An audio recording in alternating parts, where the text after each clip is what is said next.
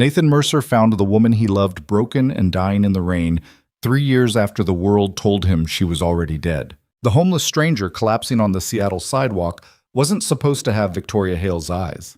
The billionaire heiress who vanished after giving birth to their son wasn't supposed to still be alive. But when she whispered his name through cracked lips, Nathan realized the nightmare was just beginning. Someone had stolen 3 years from their family. Someone had hunted Victoria into the streets and shadows, and that someone was closer than Nathan ever imagined. If you want to see how far this story travels, hit that like button and drop a comment telling me what city you're watching from.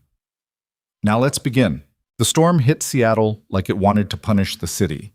Nathan Mercer stood outside the corner market with his hood pulled low, rain hammering against his jacket while he clutched a grocery bag against his chest. His phone buzzed in his pocket for the 4th time in 10 minutes. Probably work. Probably another crisis that couldn't wait until morning. He ignored it. Tuesday nights belonged to his son, and nothing was going to change that. He was halfway to his car when he saw her. At first, she was just another shape huddled against the brick wall near the alley entrance. Seattle had plenty of those. People the city forgot. People who disappeared into doorways and under bridges when the rain came down hard. Nathan had learned to look past them the way everyone else did, not out of cruelty, out of survival. You couldn't save everyone, and trying would break you. But something about this one made him stop. Maybe it was the way she was folded into herself, knees drawn up to her chest, arms wrapped tight like she was trying to hold her bones together. Maybe it was the strange stillness of her body even as the wind tore through the street. Or maybe it was just the rain streaming down her face and the fact that she wasn't even trying to wipe it away. Nathan stood there in the downpour, groceries getting soaked, and watched her. She didn't move. He took a step closer, then another. "Hey," he called out, his voice barely carried over the storm. "You okay?" No response. He moved closer still, and that's when he saw her feet, bare, filthy, streaked with blood and dirt, and something darker he didn't want to identify. Her toes were curled inward against the cold, nails cracked and broken. "Jesus," Nathan muttered. He set the groceries down and crouched in front of her. "Hey, can you hear me?" Her head was bowed, hair hanging in tangled, matted clumps that obscured her face. She was wearing what might have once been a jacket, but now it was just rags held together by grime and desperation. Beneath it, her frame was skeletal, not thin, starved. Nathan reached out carefully, his hand hovering near her shoulder. "I'm not going to hurt you. I just want to help." She flinched. The movement was so sudden and violent that Nathan jerked backward, his heart slamming into his ribs. For a second, he thought she might run, but she didn't. She just stayed there, trembling, her breathing rapid and shallow. "It's okay," Nathan said quietly. "It's okay. I'm not—" She lifted her head, and Nathan's world stopped. The face staring back at him was a ruin. Hollow cheeks, cracked lips, skin stretched too tight over bone, eyes sunken deep into bruised sockets. But it was the eyes themselves that made Nathan forget how to breathe. Green, impossibly green, the kind of green he used to see in his dreams and his nightmares both. "No," Nathan whispered. The woman's lips parted, her voice came out broken, barely audible beneath the rain. "Nathan." His legs gave out. He dropped to his knees in the middle of the sidewalk, rain soaking through his jeans, and stared at the ghost in front of him. "Victoria?" She didn't answer. Her eyes rolled back, and she collapsed forward into his arms. Ursang. Nathan didn't remember getting her into the car, didn't remember the drive to the hospital, or the way he ran 3 red lights with his hazards flashing. All he remembered was the weight of her body against his chest and the way her breathing kept stuttering, stopping, starting again. She was dying. He could feel it in the shallowness of her breath and the coldness of her skin. Whatever had happened to her over the last 3 years, it had carved her down to almost nothing. The ER doors slid open, and Nathan stumbled through them, carrying Victoria in his arms. A nurse looked up from the reception desk, her expression shifting from irritation to alarm in half a second. "I need help," Nathan said. His voice sounded strange, distant. She's not breathing right. I don't know what's wrong, please." 2 more nurses appeared with a gurney. They tried to take Victoria from him, but Nathan's arms wouldn't let go. It took one of them putting a hand on his shoulder and speaking directly into his ear before he managed to lower her onto the stretcher. "We've got her," the nurse said. "You did good. Let us take it from here." They wheeled her through a set of double doors, and Nathan stood there in the fluorescent glare of the waiting room, dripping water onto the linoleum, staring at the place where she'd disappeared. Victoria Hale, alive. It didn't make sense. None of it made sense. 3 years ago, Victoria had vanished 2 weeks after giving birth to their son. No note, no explanation, just gone. Nathan had spent months searching, hiring investigators, calling every contact she'd ever had. The trail had led nowhere. And then 6 months later, a body had been found in the Columbia River Gorge, too decomposed for visual identification, but carrying Victoria's ID and matching her general description. The dental records had been inconclusive, but the DNA test came back positive. Nathan had buried an empty casket and tried to figure out how to raise a newborn alone. Now she was here, broken, starving, barefoot in a Seattle storm. What the hell had happened? "Sir?" Nathan turned. A nurse stood nearby, clipboard in hand, expression carefully neutral. "Are you family?" she asked. "Yes," Nathan said. The word came out automatically. We have a son together." The nurse nodded and gestured toward a row of plastic chairs. "Have a seat. The doctor will come talk to you as soon as they've stabilized her." Nathan sat. The waiting room was nearly empty. Just an elderly man coughing into his elbow and a young woman holding a sleeping toddler. The television mounted in the corner was playing the news with the sound off. Nathan stared at it without seeing anything. His phone buzzed again. He pulled it out and saw his mother's name on the screen. She was watching his son tonight. He should call her back, tell her he'd be late. But his fingers wouldn't move.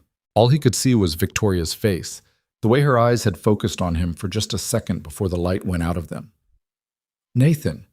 She'd said his name. After 3 years, after everything. She'd recognized him.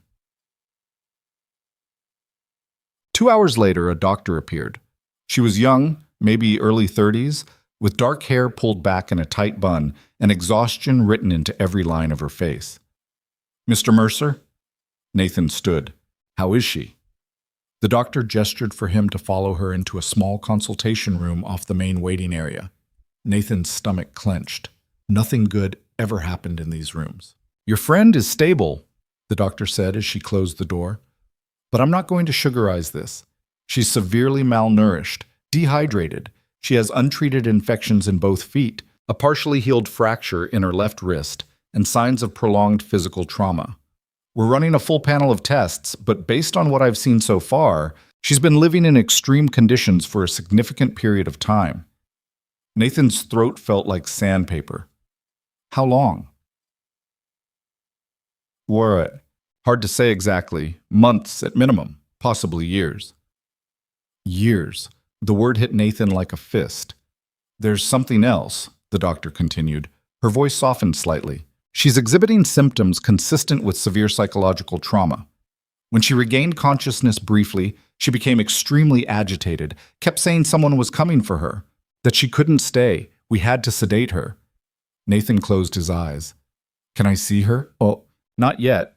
We need to get her stabilized first. But I'll have someone come get you as soon as she's ready for visitors." "Okay."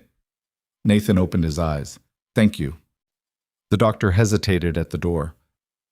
"Mr. Mercer, I have to ask, do you have any idea what happened to her?" "No," Nathan said quietly. "I thought she was dead." "Guck."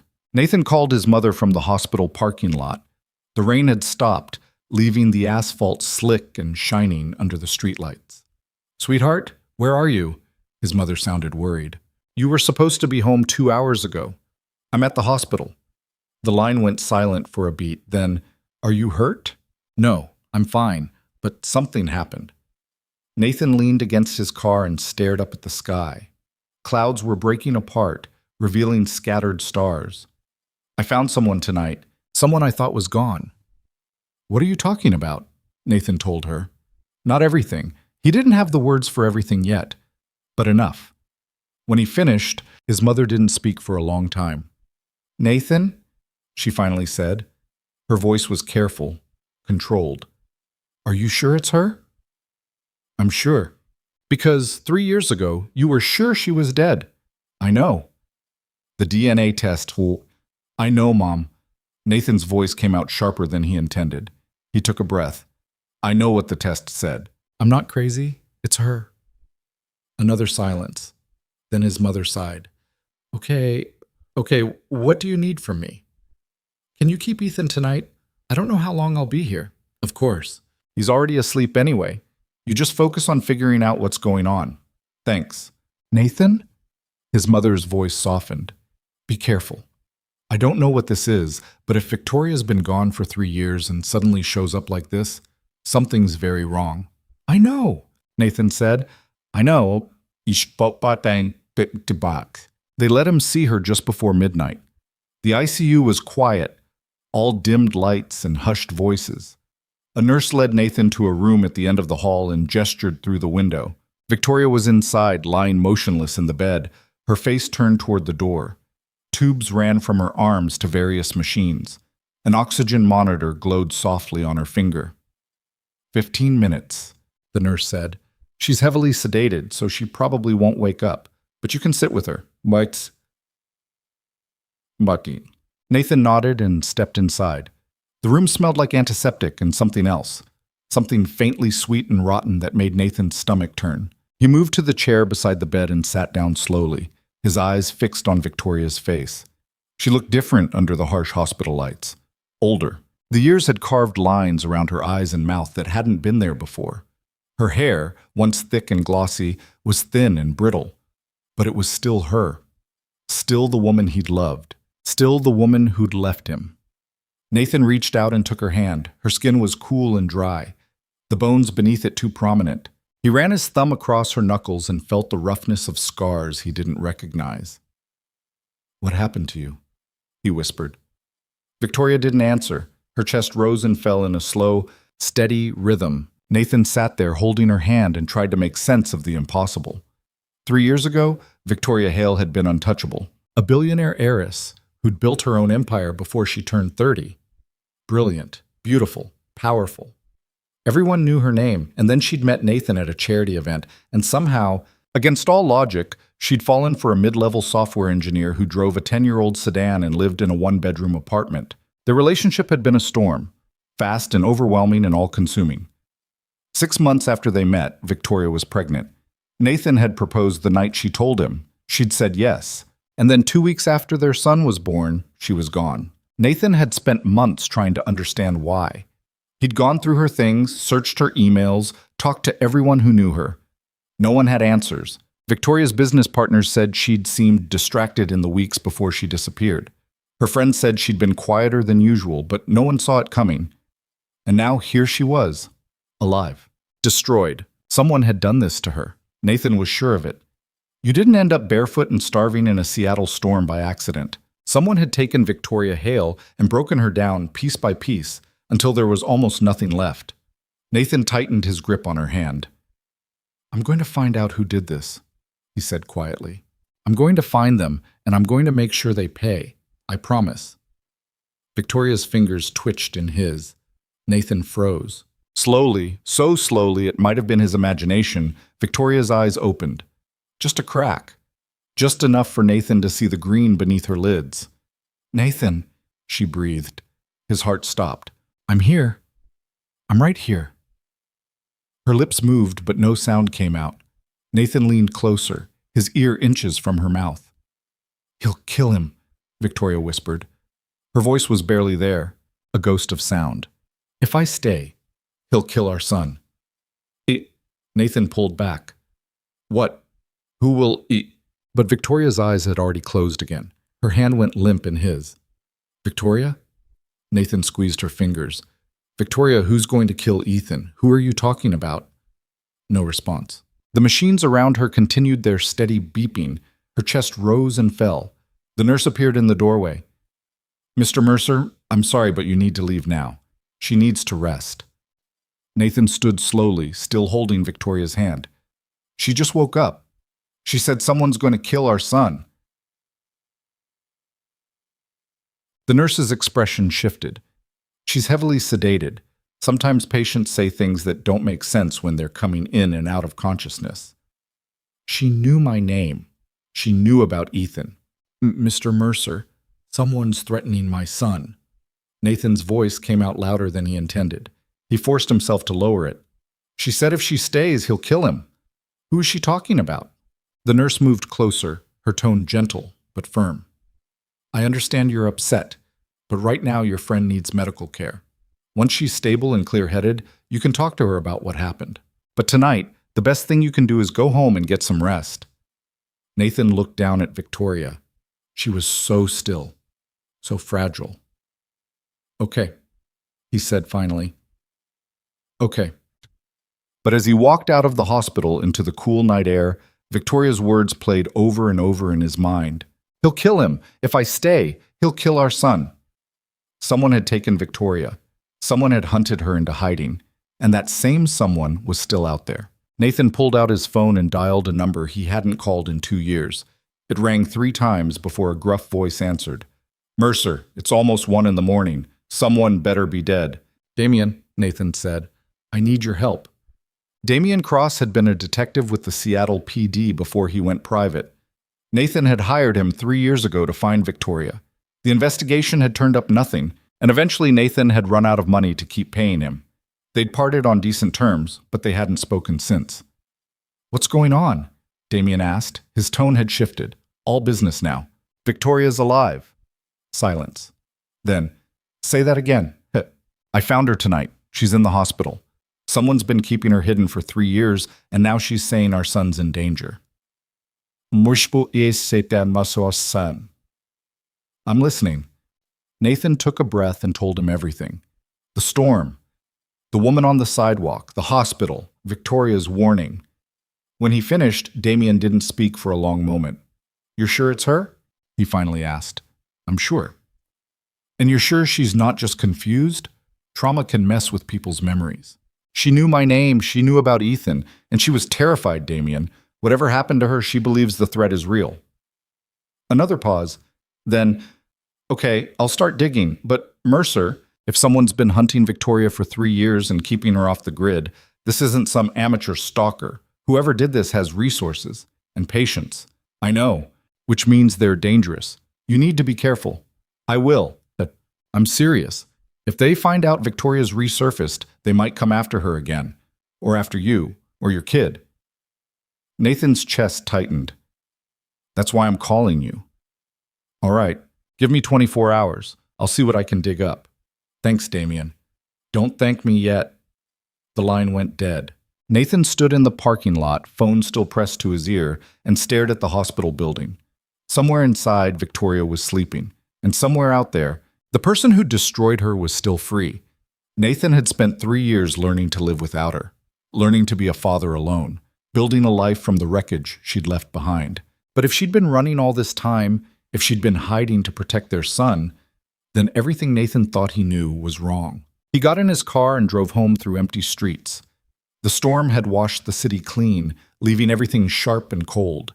Nathan's hands were steady on the wheel, but his mind was racing. 3 years. 3 years of grief and confusion and unanswered questions. And now, in the space of a single night, everything had changed. Nathan pulled into his driveway and sat there in the dark, engine ticking as it cooled. Through the front window, he could see his mother moving around in the kitchen, probably making tea. She always made tea when she was worried. Nathan closed his eyes and thought about the woman in the hospital bed. The woman who used to laugh at his terrible jokes and fall asleep on his shoulder during movies. The woman who'd looked at their newborn son like he was the most precious thing in the world. What had they done to her? And why? Nathan opened his eyes and got out of the car. He didn't have answers yet, but he was going to find them, no matter what it took. Itek. Inside, his mother was waiting at the kitchen table with 2 cups of tea. Nathan sat down across from her and wrapped his hands around the warm mug. Ethan's asleep, she said.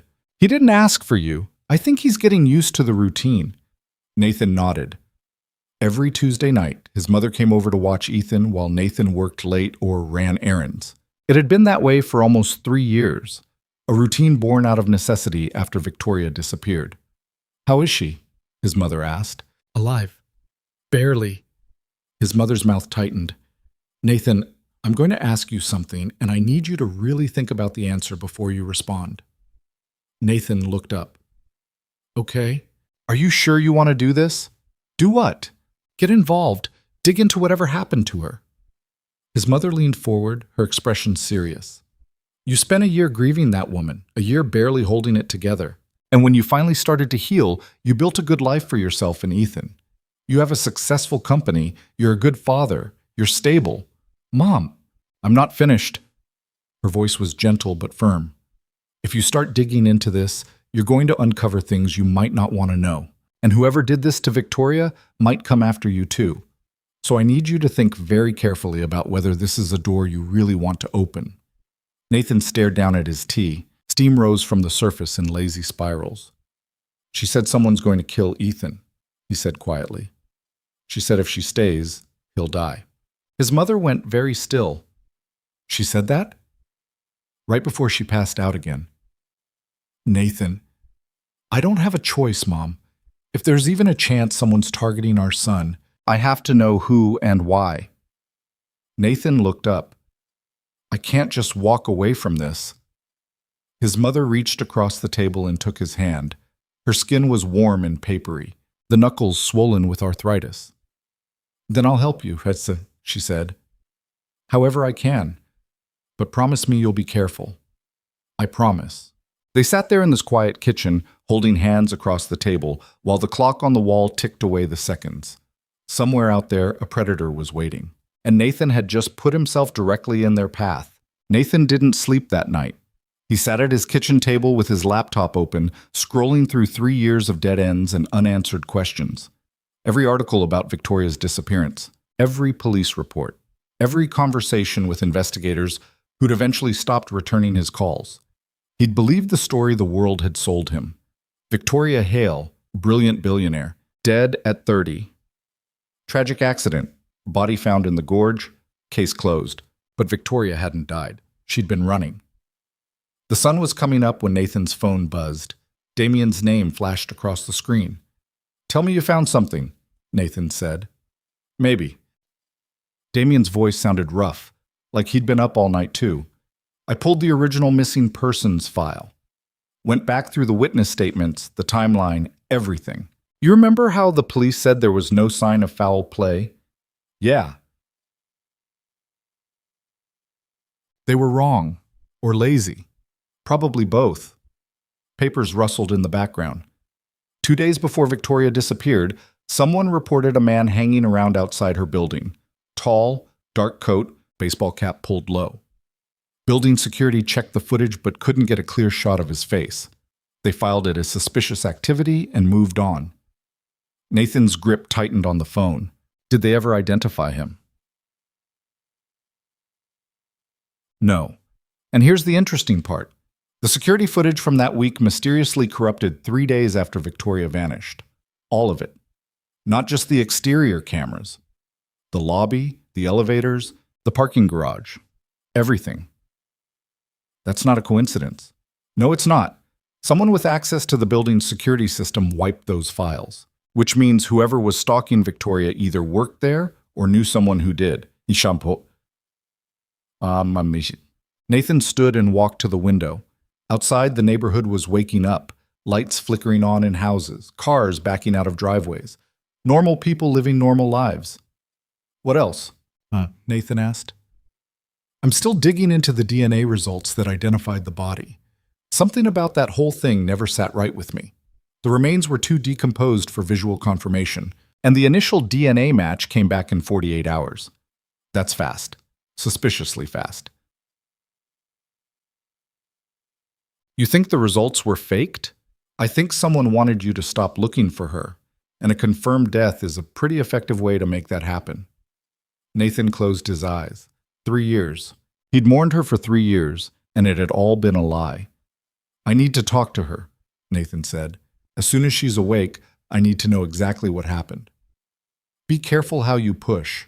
She's been through hell. If you come at her too hard, she might shut down. I know. I'll keep digging on my end. In the meantime, watch your back. If Victoria's stalker finds out she resurfaced, things could get ugly fast. The line went dead. Nathan stood at the window for a long time, watching the sunrise paint the sky in shades of orange and pink. Somewhere in this city, a predator was walking around free. Someone who'd terrorized Victoria for years. Someone who'd threatened to murder their son. And Nathan was going to find them. His mother emerged from the guest room just after 7, already dressed, her silver hair pulled back in a neat bun. She took one look at Nathan and frowned. "You didn't sleep." "Couldn't." She moved past him into the kitchen and started making coffee. "When are you going back to the hospital?" "As soon as visiting hours start." "What about work?" "You have that meeting with the investors today." Nathan had forgotten about the meeting entirely. His tech company had been courting a major investment group for months, and today was supposed to be the final pitch. 6 months of preparation, millions of dollars on the line. "I'll reschedule, Nathan said. His mother turned to look at him. "Nathan, you can't just drop everything. You have responsibilities, a company to run, a son who needs you present, not distracted." "I know that." "Do you? Because right now you're acting like a man who's about to throw his entire life into chaos chasing ghosts." "She's not a ghost, Mom. She's real. She's in the hospital right now, and she's terrified." "I understand that, but you also need to think about Ethan. That little boy has never known his mother. He's built a life without her. Are you prepared for what happens when you tell him she's alive?" Nathan hadn't thought that far ahead, hadn't let himself think about it. Ethan was 2 weeks old when Victoria disappeared. He had no memories of her, no connection. For the last 3 years, Nathan had been both mother and father, and they'd made it work. But now everything was different. "I don't know," Nathan admitted. "I don't know how to do any of this." His mother's expression softened. She crossed the kitchen and pulled Nathan into a hug. He let himself lean into it just for a moment and breathed in the familiar smell of her lavender soap. "You'll figure it out," she said quietly. "You always do. Just don't lose yourself in the process." Nathan pulled back and nodded. "Can you watch Ethan again today?" "Of course." "But Nathan, promise me you'll eat something before you leave. You're no good to anyone if you collapse." Nathan managed a weak smile. "I promise." But when his mother set a plate of eggs in front of him 20 minutes later, Nathan could barely choke down 3 bites. His stomach was twisted in knots, his mind already out of the hospital. He needed answers, and Victoria was the only person who could give them to him. The hospital was quieter during the day. Nurses moved through the halls with purposeful efficiency, their shoes squeaking on the polished floors. Nathan checked in at the ICU desk and was told Victoria had been moved to a private room on the 4th floor. Stable, but still sedated. The doctor wanted to keep her under observation for at least another 48 hours. Nathan took the elevator up and found her room at the end of a long corridor. Through the window, he could see her lying in bed, eyes closed, an IV drip running into her arm. She looked smaller than she had last night, more fragile. A nurse was inside checking her vitals. She glanced up when Nathan entered and offered a professional smile. "Mr. Mercer, she's been resting comfortably. No changes since last night. When will she wake up?" "Hard to say. We've reduced the sedation, so it could be any time in the next few hours. But given her condition, her body might need more time to recover before she's fully conscious." Nathan nodded. The nurse finished her checks and left, closing the door softly behind her. Nathan pulled a chair up to the bedside and sat down. Victoria's face was turned toward him, her features slack with sleep. In the daylight, he could see more details he'd missed last night. A scar cutting through her left eyebrow, another along her jawline, faint bruises in various stages of healing scattered across her neck and collarbone. Someone had hurt her, repeatedly. Nathan reached out and took her hand again. Her fingers were cold, the skin rough and calloused in ways they'd never been before. Victoria used to get weekly manicures. Her hands had been soft, the nails always perfectly shaped and polished. Now they were broken, just like the rest of her. "I'm so sorry," Nathan whispered. "I should have kept looking. I should have known you weren't really gone." Victoria's fingers twitched in his, and Nathan's breath caught. Her eyes were still closed, but her breathing had changed. Faster, shallower. "Victoria?" Nathan leaned closer. "Can you hear me?" Her eyelids fluttered. Once, twice. Then slowly, painfully, they opened. For a moment, she just stared at the ceiling, her expression blank. Then her gaze shifted to Nathan, and something flickered in those green eyes. Recognition. Fear. Something else Nathan couldn't name. "Nathan." Her voice was hoarse, barely above a whisper. I'm here. You're safe. You're in the hospital. Victoria's eyes darted around the room, taking in the machines, the IV, the closed door. Her breathing quickened. Hey, it's okay, Nathan said quickly. It's just us. No one else is here. Ethan. Victoria tried to sit up, but the effort made her gasp. She fell back against the pillows, her face contorted with pain. Don't move. You're hurt. Ethan's fine. He's with my mother. You have to hide him. Victoria's hand gripped Nathan's with surprising strength. He'll find him. He'll kill him like he said he would. Who, Victoria? Who's threatening Ethan? I don't know. Tears spilled down her cheeks. I never saw his face. He only called. He only sent messages. But he knew everything. Where I went, who I talked to, what I wore. He was always watching. Nathan felt something cold settle in his chest. When did this start? Right after Ethan was born, Victoria's voice broke. I got the first message 2 days after we brought him home. It said if I didn't leave, if I stayed with you, he'd make sure our son never saw his first birthday. Yes, Meridian. Why didn't you tell me? I tried. Victoria's grip tightened. I tried to tell you that night, but he called while I was packing, and he knew. He knew I was going to warn you. He said if I told anyone, if I went to the police, Ethan would die screaming. So I left. I left, and I kept running because I thought if I stayed away, if I disappeared completely, he'd leave you both alone. Nathan's throat felt like it was closing. The body they found. The DNA test. I don't know anything about that. I just ran. I emptied my bank accounts, ditched my phone, and I ran. I stayed in shelters, under bridges, anywhere I thought he couldn't find me. Victoria's voice dropped to barely a whisper. But he always found me. Always. No matter how far I went or how careful I was, he'd leave messages, notes under my sleeping bag. Photos of Ethan slipped into my pocket. He wanted me to know he was still watching, that he could get to my baby anytime he wanted. Nathan's vision blurred. He blinked hard, forcing the tears back.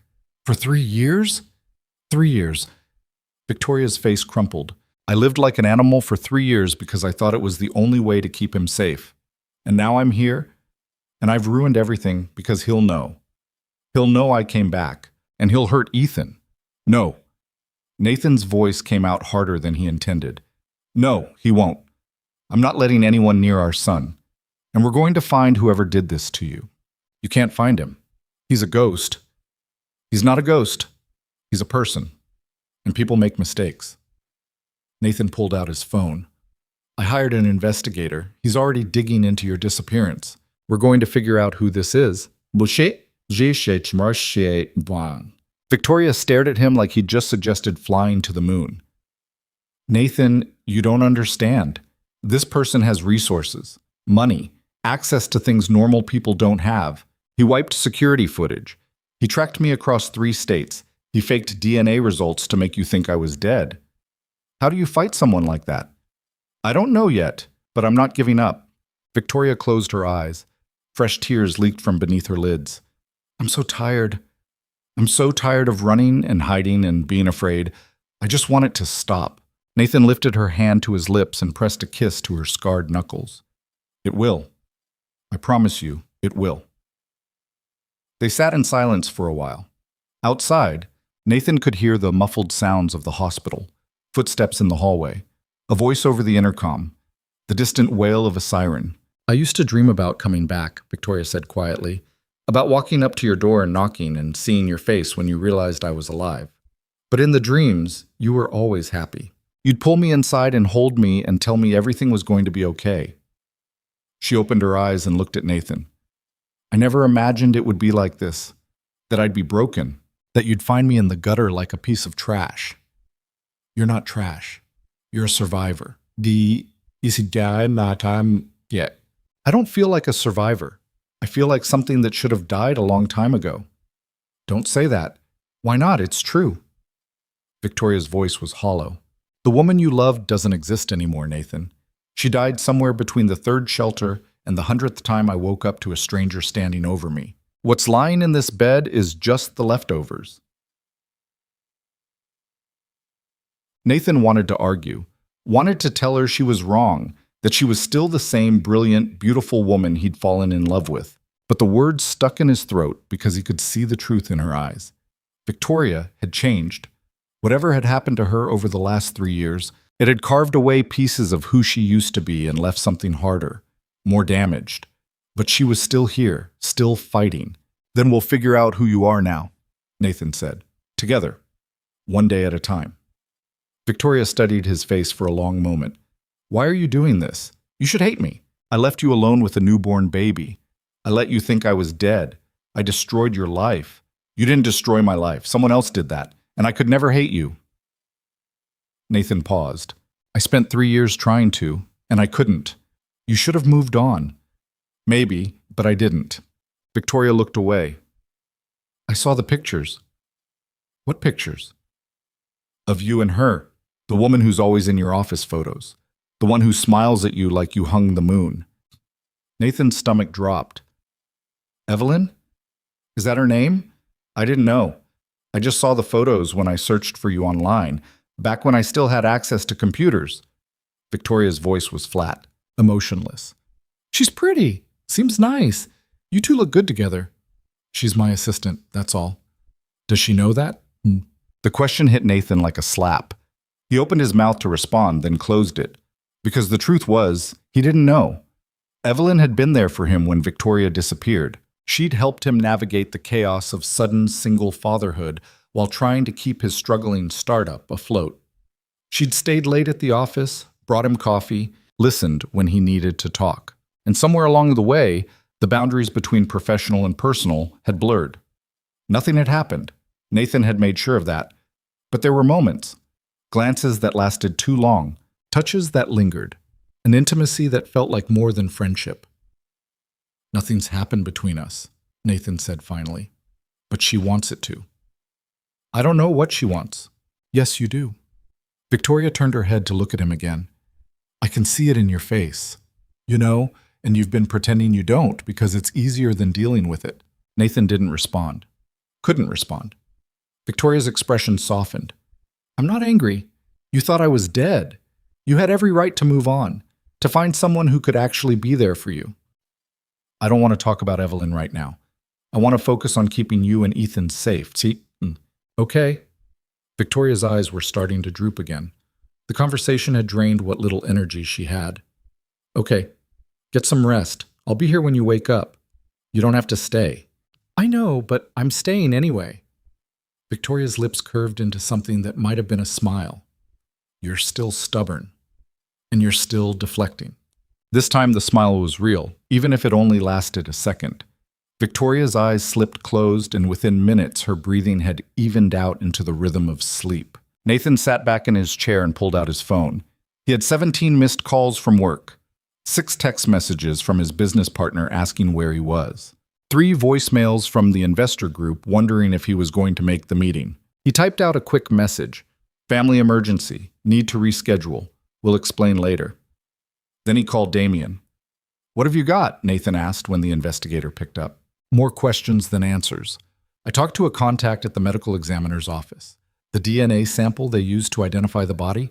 It came from a source listed as personal effects recovered from the deceased's residence, which is standard procedure, except there's no chain of custody documentation, no record of who collected the sample or when.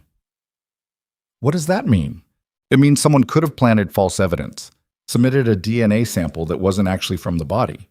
As long as the paperwork looked clean, no one would have questioned it. Nathan's jaw tightened. So, someone went through a lot of trouble to make me believe Victoria was dead. Yeah, which suggests this isn't just some random stalker. This is someone with connections, someone who knows how to work the system. Victoria said she never saw his face, that he only contacted her through messages and phone calls. Did she keep any of the messages? I don't know. I'll ask when she wakes up again. Nathan paused. She also said he sent her photos of Ethan, proof that he could get close to our son whenever he wanted. Damien swore softly. You need to increase security around the kid. Today. Already planning on it. Good. In the meantime, I'm going to start looking into Victoria's inner circle. Business partners, employees, anyone who had regular access to her before she disappeared. If this person knew her schedule and movements, they were either following her closely or getting information from someone who was. You think it's someone she knew? You think? I think it's someone who had resources and motivation. That's a short list. Nathan ended the call and sat staring at the wall. The pieces were starting to come together, but the picture they formed made his skin crawl. This wasn't a crime of passion. It was calculated, methodical. Someone had spent years terrorizing Victoria, and they'd done it so carefully that even now Nathan couldn't see their face. But they'd made one mistake. They'd let Victoria live. And now Nathan was going to use that mistake to destroy them. The door opened and a nurse poked her head in. "Mr. Mercer, there's someone here to see you. Says it's urgent." Nathan frowned. "Who?" "She said her name is Evelyn Pierce." Nathan's stomach clenched. Of course Evelyn was here. She always knew when something was wrong. It was one of the things that made her such a good assistant. It was also starting to feel less like intuition and more like surveillance. "Tell her I'll be out in a minute," Nathan said. The nurse nodded and disappeared. Nathan looked down at Victoria, still sleeping, and felt the weight of everything pressing down on him. Two women. One he'd loved and lost. One who'd been there through the worst years of his life. And somewhere in the background, a predator watching them all. Nathan stood and walked out into the hallway. Evelyn was waiting near the nurse's station, dressed in a sharp gray suit, her dark hair pulled back in a sleek ponytail. She looked like she'd just stepped out of a boardroom, professional, composed, perfect. But when she saw Nathan, her expression cracked, just a little. "Nathan." She crossed the distance between them quickly. "Your mom called me. She said you were here all night and that something happened. What's going on? Are you okay?" "I'm fine." "You don't look fine. You look like you haven't slept in a week." Evelyn's eyes searched his face. "What happened?" Nathan hesitated. He hadn't planned on telling anyone about Victoria yet.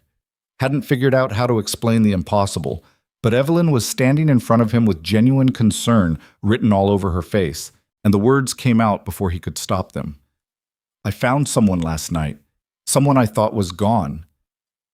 Evelyn's brow furrowed. "What do you mean?" "Victoria. She's alive." The color drained from Evelyn's face. "That's not possible. She's in that room right now. I found her collapsing on the street during the storm." "Nathan, Victoria's dead. You buried her 3 years ago." "I buried an empty casket. The DNA results were faked. She's been hiding this whole time because someone threatened to kill Ethan if she stayed." Evelyn took a step back. Her hand went to her throat, fingers pressing against the hollow there. "This doesn't make sense. If she was alive, why wouldn't she come back? Why would she let you suffer like that?" "Because whoever was threatening her is still out there, and she thought the only way to protect Ethan was to disappear." "That's insane. I know, but it's the truth." Evelyn's eyes flicked toward Victoria's room, then back to Nathan. "Have you told the police?" "Not yet. I wanted to talk to her first, figure out exactly what happened." "Nathan, if someone's been stalking her for 3 years, you need to report this immediately. That person could still be dangerous." "I know. I'm handling it." "How? You can't just handle this on your own. You need help, professional help." "I hired Damian Cross. He's already investigating." Evelyn's expression tightened. "The private investigator who failed to find Victoria the first time?" "He didn't fail. Someone covered their tracks too well." "And you think he'll do better now?" Nathan heard the edge in her voice, the doubt, and beneath it, something else, something that sounded almost like anger. "What's wrong, Evelyn?" "Nothing's wrong. I'm just trying to understand why you're trusting the same man who took your money and gave you nothing 3 years ago. He did the best he could with what he had." Did he? Or did he just tell you what you wanted to hear while cashing your checks? Nathan stared at her. "Why are you being like this?" "Like what?" "Hostile. You're acting like I did something wrong by finding Victoria." Evelyn's jaw worked. She took a breath, seemed to gather herself. "I'm sorry. I'm not trying to be hostile. I'm just worried about you. About what this is going to do to you and Ethan. Ethan deserves to know his mother. Does he? Because from where I'm standing, Victoria abandoned him. She had 3 years to come back and she chose not to. Now suddenly she shows up and you're just supposed to forgive everything and welcome her back into your life? The words hit Nathan like a punch. Because part of him, a small, angry part he'd been trying to ignore, agreed with her. Victoria had made a choice. She'd chosen to run instead of fight. She'd chosen to let Nathan believe she was dead instead of trusting him with the truth. And that choice had cost them everything. It's complicated, Nathan said quietly. It doesn't have to be. Evelyn stepped closer. Her voice dropped, became softer. Nathan, you've built a good life. You're successful. Ethan's happy. You don't need to blow everything up chasing someone who couldn't be bothered to stay. Bum. She stayed away to protect him. So she says, but you only have her word for that. Nathan felt something cold settle in his stomach. What are you implying? I'm not implying anything. I'm just saying you should be careful. You don't know what really happened to her or why she came back now. And until you do, maybe you should keep some distance. For Ethan's sake. Nathan studied Evelyn's face. The concern there looked real. The worry looked genuine. But underneath it all, something felt off. I need to get back to her, Nathan said. Evelyn's expression flickered. Of course. I'm sorry, I didn't mean to keep you. She reached out and squeezed his arm. Just promise me you'll be careful, please. I will. And if you need anything at all, you know where to find me. Nathan nodded and turned back toward Victoria's room. But as he walked away, he felt Evelyn's eyes on his back, watching, waiting. And for the first time since he'd hired her 4 years ago, Nathan wondered exactly what Evelyn Pierce wanted. Nathan watched Evelyn disappear into the elevator before he went back into Victoria's room. Something about that conversation sat wrong in his chest, like a stone he couldn't swallow. Evelyn had always been protective of him, but this felt different, sharper. Victoria was awake again, staring at the ceiling with unfocused eyes. Who was that? She asked without looking at him. My assistant, Evelyn. The one from the photos. Yeah. Victoria turned her head slowly. She doesn't want me here. She's just worried. This is a lot to process. No. Victoria's voice was quiet but certain. She doesn't want me here. I could hear it in her voice through the door. She wants me gone. Nathan sat down in the chair beside the bed. You're reading too much into it. Am I? Because I've spent 3 years learning to read people, learning to spot the ones who look at me wrong or follow me too long. And that woman who just left? She looked at this room like she wanted to burn it down. Nathan didn't know what to say to that, because part of him had felt it too, the cold edge beneath Evelyn's concern, the way her fingers had pressed too hard against his arm when she touched him. I need you to think back, Nathan said, changing the subject. Before you disappeared, was there anyone in your life who seemed off? Someone who paid too much attention to you or knew things they shouldn't? Victoria closed her eyes. Everyone paid attention to me. I was Victoria Hale, billionaire heiress. Every business article, every social event. People were always watching. But someone specific, someone who stood out. There was a man at one of the galas, about a month before Ethan was born. He cornered me near the bar and told me I was making a mistake. Nathan leaned forward. What mistake? Being with you. He said I was wasting myself on someone beneath my station, that I deserved better than a mid-level tech worker who'd never amount to anything. Victoria's jaw tightened. I told him to go to hell. Haven't thought about him since. Do you remember his name? No, just another face in a crowd of faces. What did he look like? Tall? Maybe 6'2"? Dark hair going gray at the temples. Expensive suit, wedding ring. Victoria opened her eyes. Why? Because Damien's building a list of people who had access to you. Anyone who might have had the resources to pull off something like this. It won't help. Whoever did this, they were careful. Too careful. Everyone makes mistakes. Not this person.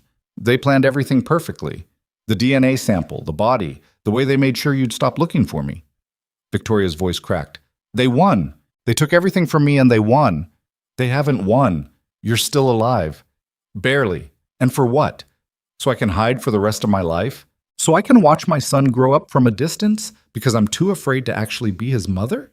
But she saw Marie. Nathan took her hand. You're not going to hide anymore. We're going to figure this out. How? You keep saying that, but you don't have a plan. You don't have evidence. All you have is a traumatized woman who can't even remember the face of the man who destroyed her life. Then we start somewhere else. The messages he sent you.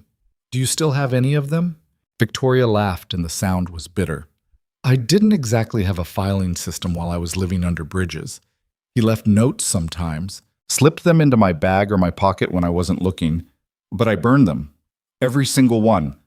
I couldn't stand having them near me. But separate. What did they say?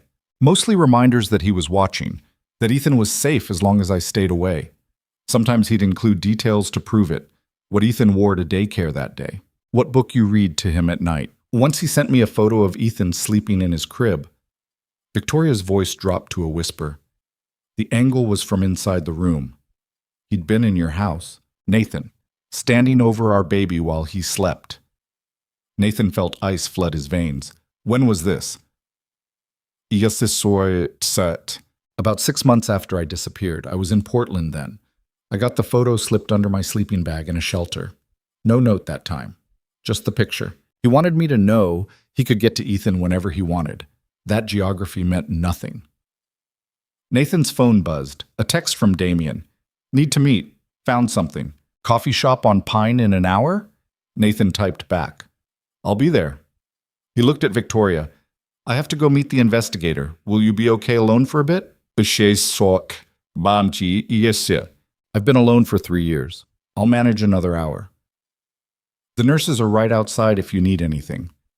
Victoria nodded, but she wasn't looking at him anymore. Her gaze had drifted back to the ceiling, and Nathan could see her retreating into herself, going to whatever place she'd learned to hide during the worst moments.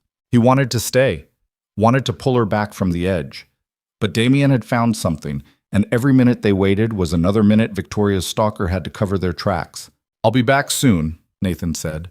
Victoria didn't respond. Nathan found Damien at a corner table in the back of the coffee shop, a laptop open in front of him and 3 empty espresso cups stacked to the side. The investigator looked like he'd aged 5 years overnight, dark circles under his eyes, stubble covering his jaw, shirt wrinkled like he'd slept in it. You look terrible, Nathan said as he slid into the seat across from him. Right back at you. Damien closed the laptop and pushed it aside. I've been digging into Victoria's business holdings. Specifically, what happened to them after she disappeared. Her board took over. They've been running the company ever since. Right, but here's the thing. When someone dies, their assets go through probate. Stocks, real estate, bank accounts. It all gets distributed according to the will or state law. But Victoria didn't have a will. She was 30 years old and healthy. Most people that age don't think they need one. Nathan frowned. So what happened to her money? That's where it gets interesting. About 6 months after Victoria was declared dead, a company called Meridian Holdings quietly acquired controlling interest in her business empire. Not through probate, through a series of shell corporations and offshore accounts that made the whole thing look like a standard market transaction. That's not possible. You can't just buy a dead person's company. You can if someone with power of attorney signs off on the sale. And according to the paperwork, Victoria's power of attorney was transferred to a trust administrator 3 weeks before she disappeared. Nathan's mouth went dry. She never mentioned setting up a trust, because she probably didn't. Someone forged her signature, set up the legal framework to take control of her assets the second she was declared dead. This wasn't opportunistic. This was premeditated theft on a massive scale. How much money are we talking about? Conservative estimate? 800 million, maybe more. Victoria's company was valued at over $1 billion when she disappeared. Whoever controls Meridian Holdings now owns 70% of it. Nathan sat back in his chair. $800 million. That was motive. That was the kind of money people killed for. Can you trace Meridian Holdings back to a person? I'm trying, but the ownership structure is buried under so many layers of corporate bullshit that it's going to take time. Weeks, maybe months. These people knew what they were doing. We don't have months. Victoria's stalker knows she's alive if they were willing to terrorize her for 3 years to keep her away from her fortune. What do you think they'll do now that she's resurfaced? Damien's expression darkened. Nothing good, which is why you need to move fast. I'm talking witness protection fast. Get Victoria and your kids somewhere safe while I keep digging. Victoria can barely walk. She's not going anywhere for at least a few days. Then you need security at that hospital. Armed security. Because if I found this information, there's a good chance whoever's behind Meridian Holdings is going to find it too. And when they realize Victoria could contest the sale and reclaim her assets, they're going to want her dead for real this time. Nathan's hands clenched into fists on the table. Give me a name. Someone I can confront. Someone I can make pay for this. I don't have a name yet, but I have a lead. The law firm that processed the power of attorney transfer is called Sterling and Associates. Small firm, very exclusive clientele. I'm betting whoever orchestrated this used them to keep everything legal looking. If I can get access to their client records, how? I have a contact who owes me a favor, former paralegal who worked there before the firm fired her for asking too many questions about billing irregularities. She might still have access to some files. When can you talk to her? I'm meeting her tonight. In the meantime, you should go home. Check on your kid. Make sure nothing's out of place. Nathan's stomach turned. You think they'd go after Ethan? I think they've already proven they're willing to use him as leverage. And if Victoria's stalker realizes she's back in your life, they might escalate. Nathan stood abruptly. I need to go. Nathan. Damien's voice stopped him. Be careful who you trust.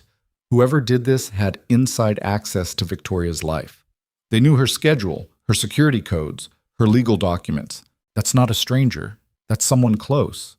Nathan thought about Evelyn's face in the hospital hallway, the cold anger beneath her concern.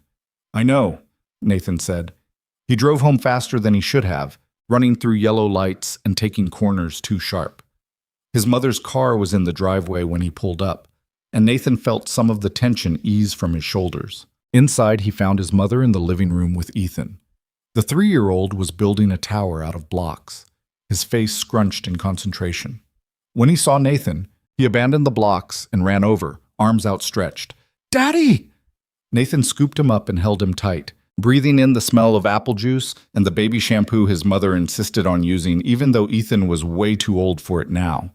Ethan wrapped his small arms around Nathan's neck and squeezed. I missed you, buddy, Nathan said. Missed you too. Grandma made pancakes. Did she? Were they good? Uh-huh. Can we go to the park? Nathan looked at his mother over Ethan's head. She was watching them with an expression Nathan couldn't quite read. Maybe later, Nathan said. Right now, I need to talk to Grandma about something. Can you go play with your blocks for a few minutes? Yeah. Ethan nodded and wriggled out of Nathan's arms. He ran back to his tower, already absorbed in his work again. Nathan's mother stood and gestured toward the kitchen. They walked in together, and she closed the door softly behind them. How is she? His mother asked. Physically? Stable mentally? Broken? Nathan leaned against the counter. Mom, I need to ask you something. Has anyone strange been around the house? Anyone who seemed too interested in Ethan? But, here is he. His mother's expression sharpened. Why? Because Victoria's stalker has been watching Ethan for 3 years. He sent her photos of him sleeping, photos taken from inside his room. The color drained from his mother's face. When? About 6 months after Victoria disappeared. Maybe longer. I don't know the full timeline yet. Nathan, I swear to you, I've never seen anyone suspicious. I'm careful. I watch him like a hawk when we're out. I check the locks every night. I know you do. I'm not blaming you. I just need to know if anything's felt off, even small things. His mother was quiet for a moment, thinking. Then her eyes widened. There was one thing, maybe 2 months ago. I took Ethan to the park, and there was a woman there. She kept watching him. Not in a creepy way, just very focused. When I asked if she had kids there, she said no. Said she just liked watching children play because it reminded her of simpler times. Nathan's pulse quickened. What did she look like? 30s, maybe early 40s, dark hair, professional looking. She had this expensive handbag, one of those designer ones that cost more than my car payment. Did she approach Ethan? No, but when we were leaving, she smiled at him and said he had beautiful eyes. It stuck with me because it felt overly familiar, like she knew him. Nathan's blood ran cold. Why didn't you tell me about this? Because it seemed harmless at the time, just a lonely woman at the park. But now that you're asking, his mother's voice trailed off. You think she was connected to Victoria's stalker? I don't know, but I'm going to find out. Nathan pulled out his phone and texted Damien. Woman at park 2 months ago watching Ethan. Mid-30s, dark hair, expensive taste. Ring any bells? The response came back within seconds. I'll look into it. In the meantime, keep the kid close. Nathan shoved his phone back in his pocket and looked at his mother. I need you to be extra careful with Ethan. Don't take him anywhere without telling me first. Don't let him out of your sight. And if you see that woman again, call me immediately. Nathan, you're scaring me. Good. You should be scared, because whoever's behind this has a lot of money and zero conscience, and they've already proven they're willing to hurt people to get what they want. His mother's hand went to her throat. What are we going to do? We're going to protect Ethan, and we're going to find out who's been pulling the strings. Nathan moved toward the door, then stopped. There's something else. Victoria wants to see him. His mother's eyes widened. Absolutely not. Mom, Nathan, that boy has never met his mother. You can't just spring this on him. He won't understand. It'll traumatize him. She's his mother. She has a right to know him. Basam. She gave up that right when she disappeared for 3 years. She didn't give up anything. She was forced away. Bars Amachi. So she says. But you don't actually know that's true. All you have is her word. Nathan stared at his mother. You think she's lying? I think she's been through something terrible, and traumatized people don't always remember things accurately. I think you need to be very careful before you let her back into Ethan's life. Because if she leaves again, or if she's not stable enough to be around him, that little boy is going to be the one who pays the price. Nathan wanted to argue, wanted to defend Victoria. Nathan. But his mother's words hit too close to the doubts he'd been trying to ignore. What if Victoria wasn't stable? What if seeing Ethan made things worse instead of better? What if she looked at their son and saw only the reason she'd spent 3 years running? I'll think about it, Nathan said finally. His mother nodded. That's all I'm asking. Nathan went back into the living room and sat on the floor next to Ethan. The boy had finished his tower and was now carefully placing a toy dinosaur on top of it. Look, Daddy, he's the king. That's a good king, Nathan said. Strong tower. Ethan beamed at him. Then the tower collapsed, blocks scattering across the floor. Ethan's face crumpled. It's okay, Nathan said quickly. We can build it again. Even better this time. But it was perfect. Nothing's perfect, buddy. That's why we practice. We build it, it falls down, we build it again. That's how we get better. Ethan considered this, then started gathering blocks. Okay, let's make it bigger. Tit. Nathan helped him build, and as they worked, he thought about Victoria. About the woman she used to be and the woman she'd become. About the things that break and the things that can't be fixed. And about the person who'd taken a brilliant, powerful woman and turned her into someone who jumped at shadows and flinched at kindness. Nathan was going to find that person. He was going to look them in the eye and make them understand exactly what they'd done. And then he was going to destroy them. Nathan's phone rang just after he'd put Ethan down for a nap. Unknown number. He almost didn't answer, but something made him pick up. Mr. Mercer? The voice was female, professional, unfamiliar. Who is this? My name is Sarah Chen. I'm an attorney with Sterling and Associates. I understand you've been asking questions about one of our former clients. Nathan's pulse jumped. How did you get this number? Buhay ani. That's not important. What is important is that you stop digging into matters that don't concern you. Victoria Hale concerns me. She's the mother of my child. Miss Hale is dead, legally and officially. Any claims to the contrary are simply the delusions of a disturbed individual. I've seen her, talked to her. She's very much alive. There was a pause on the other end of the line. Then Sarah Chen's voice came back, colder. Mr. Mercer, I'm going to give you some advice. For your own safety and the safety of your son, let this go. Victoria Hale's estate has been settled. Her assets have been properly distributed. If you continue to pursue this matter, you'll find yourself facing legal consequences you can't afford. Are you threatening me? I'm informing you of the reality of your situation. You're a single father with a small tech company and limited resources. The people you're investigating have very deep pockets and very little patience. If you make yourself a problem, you'll be dealt with accordingly. Nathan's grip tightened on the phone. Tell your clients I'm not backing off. Victoria's alive and she's going to reclaim everything that was stolen from her, including her dignity. Mr. Mercer, and if anyone comes near my son, I'll make sure the whole world knows exactly who's behind this. I'll go to every news outlet, every journalist, every person who will listen. I'll turn Meridian Holdings into a household name for all the wrong reasons. Sarah Chen's laugh was sharp and humorless. You really think you can threaten people like this? You have no idea what you're dealing with. Then enlighten me. Give me a name. Goodbye, Mr. Mercer. I sincerely hope you make the right choice. The line went dead. Nathan stood in his kitchen, phone still pressed to his ear, and felt fury burn through him like acid. They'd called him, warned him off, which meant Damien's digging had rattled someone enough to make them show their hand. He called Damien immediately. Someone from Sterling and Associates just called me, Nathan said as soon as the investigator picked up. Sarah Chen, she threatened me, told me to back off or face legal consequences. That's good. How is that good? Because it means we're getting close. They wouldn't bother threatening you if they thought you were harmless. Papers rustled in the background. Sarah Chen is a senior partner at Sterling and Associates. She specializes in estate law and asset protection. If she's calling you directly, it means she's personally involved in whatever happened to Victoria's estate. Can we use that? Maybe. Depends on what my contact finds in the files. I'm meeting her in an hour. I'm coming with you. Bad idea. If Sterling and Associates is already watching you, I don't care. This is my family. I'm not sitting on the sidelines. Damien sighed. Fine, but you follow my lead and you don't say a word unless I tell you to. Understood? Understood.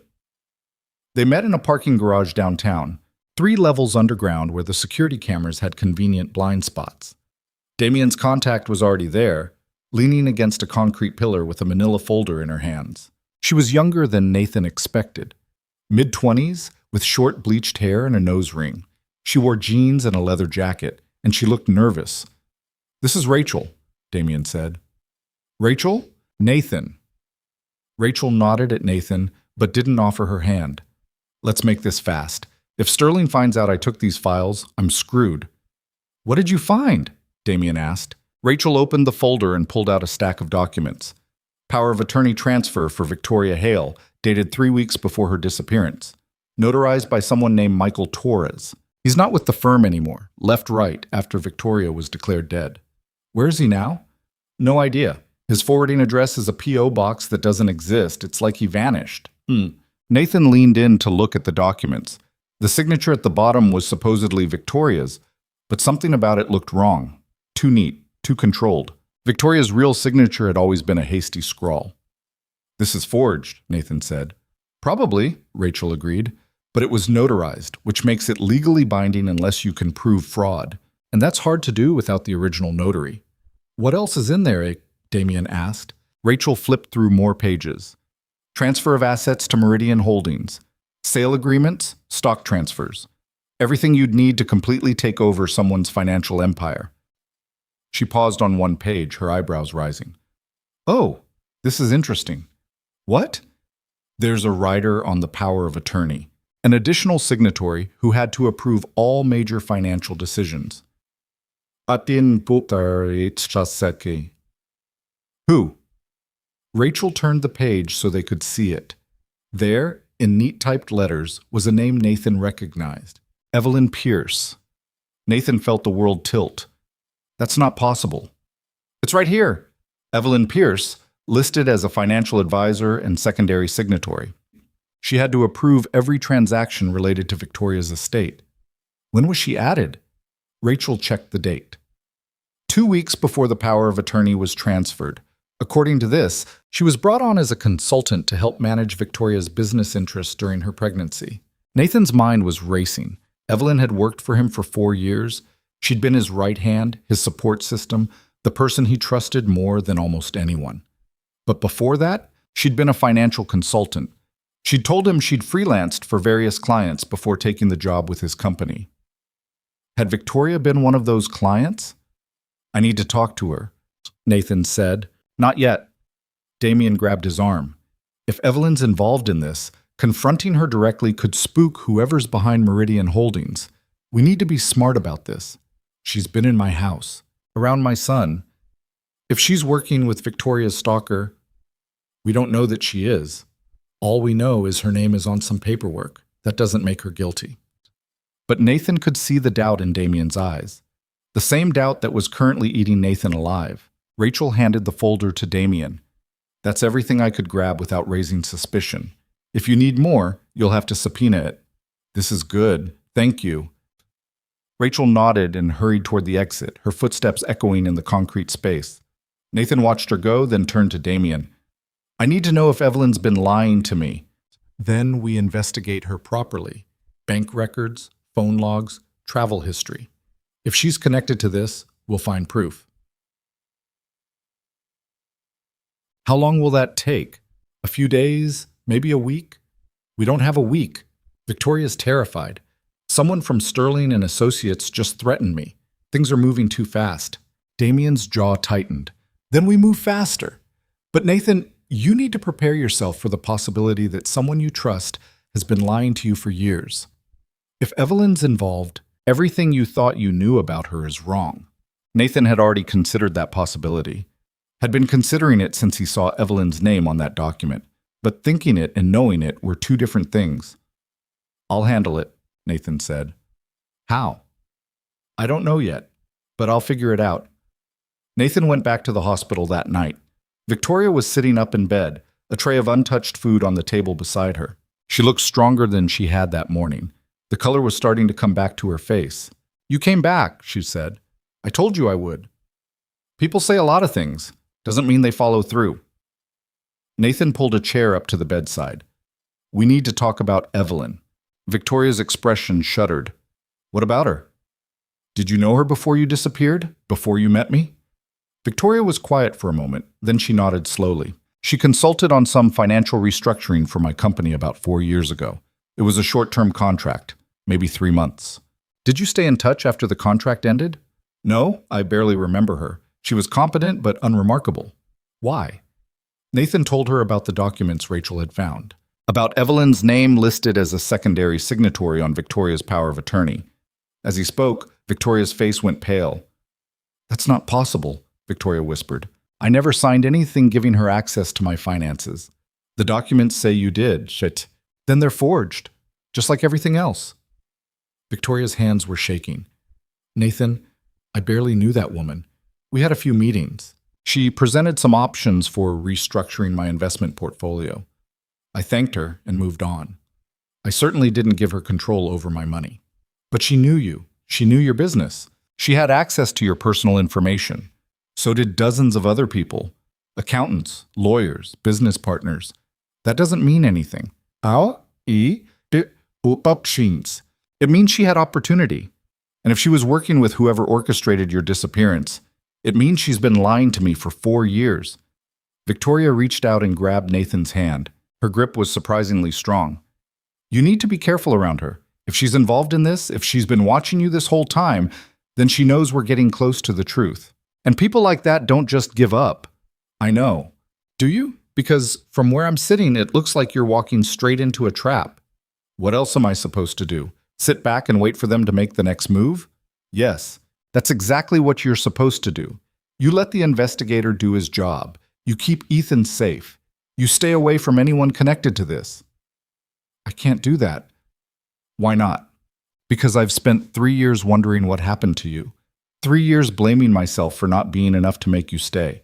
And now I find out you were taken from me, hunted, terrorized. I'm not walking away from that. Victoria's eyes filled with tears. You're going to get yourself killed. Maybe. But at least I'll know I fought for you. I don't want you to fight for me. I want you to live. I want Ethan to have a father. He's going to have both parents. I'm going to make sure of that. Victoria pulled her hand away. You can't promise that. You can't promise anything. Watch me. They sat in silence, the weight of everything unsaid pressing down between them. Finally, Victoria spoke again, her voice barely above a whisper. I used to imagine what it would be like if I could come back. If I could be brave enough to risk everything and just come home. In my head, it was always so simple. I'd walk through the door, you'd see me, and everything would just fall into place. She laughed, and the sound was broken. I never imagined it would be like this. That I'd be so broken you'd have to piece me back together. That the person who destroyed me might be someone you trust. Evelyn's not... You don't know what she is. Neither do I. But I know what fear smells like, and I smelled it on her in the hallway. She's afraid of me, afraid of what I represent. Which is what? Everything she wants and can't have. Victoria met Nathan's eyes. She's in love with you. You know that, right? Nathan's chest tightened. We're just friends. No, you're her boss and she's been biding her time, waiting for the right moment to make her move. And then I show up and ruin everything. You're reading too much into this. Am I? Then answer me this. In the 3 years I've been gone, has she ever dated anyone? Ever mentioned a boyfriend or girlfriend? Ever talked about her personal life at all? Nathan opened his mouth to respond, then closed it. Because Victoria was right. In 4 years of working together, Evelyn had never once mentioned dating anyone. She dedicated herself entirely to Nathan's company. To him. He'd thought it was just her work ethic, her dedication to her career. But what if it was something else? I need to go, Nathan said, standing abruptly. Where? To talk to her, to figure out what's really going on. Nathan, don't. Not tonight. Not when you're angry. I'm not angry. I'm done being kept in the dark. He left before Victoria could argue, his footsteps echoing down the hospital corridor. His mind was a storm of thoughts, each one darker than the last. Evelyn had been there for him when Victoria disappeared. She'd helped him build his company from nothing. She'd been kind to Ethan, patient with Nathan's grief, supportive through every crisis. But if she'd been lying the whole time, if she'd been part of the conspiracy that destroyed Victoria's life, Nathan didn't know what he'd do. He drove to Evelyn's apartment, a sleek modern building downtown with a doorman and floor-to-ceiling windows. He'd been here before, dropping off forgotten files or picking her up for early morning meetings. But he'd never come here like this, never come here hunting for answers. The doorman recognized him and waved him through without question. Nathan took the elevator to the 8th floor and stood outside Evelyn's door, his heart pounding in his chest. He raised his hand to knock, and then he stopped, because through the thin gap at the bottom of the door, he could see light, and he could hear voices. Evelyn's voice raised in anger, and another voice, male, familiar. Nathan pressed his ear to the door. I don't care what you promised her, Evelyn was saying. She's back, and that changes everything. She won't be a problem, the male voice said. I'll handle it. You said you'd handle it 3 years ago, and look where we are. She's alive. Nathan knows she's alive. It's only a matter of time before he starts connecting the dots. Then we move up the timeline. No, we stick to the plan. If we rush this, we'll make mistakes. The plan was for Victoria to stay gone. She's not cooperating. Nathan's blood ran cold. He knew that voice now. Michael Torres, the notary who'd disappeared after Victoria was declared dead. He wasn't missing. He was working with Evelyn. Nathan's hand went to his phone, pulling it out slowly, carefully. He started recording, pressing the device against the door. I've worked too hard for this, Evelyn said. 4 years of playing the loyal assistant.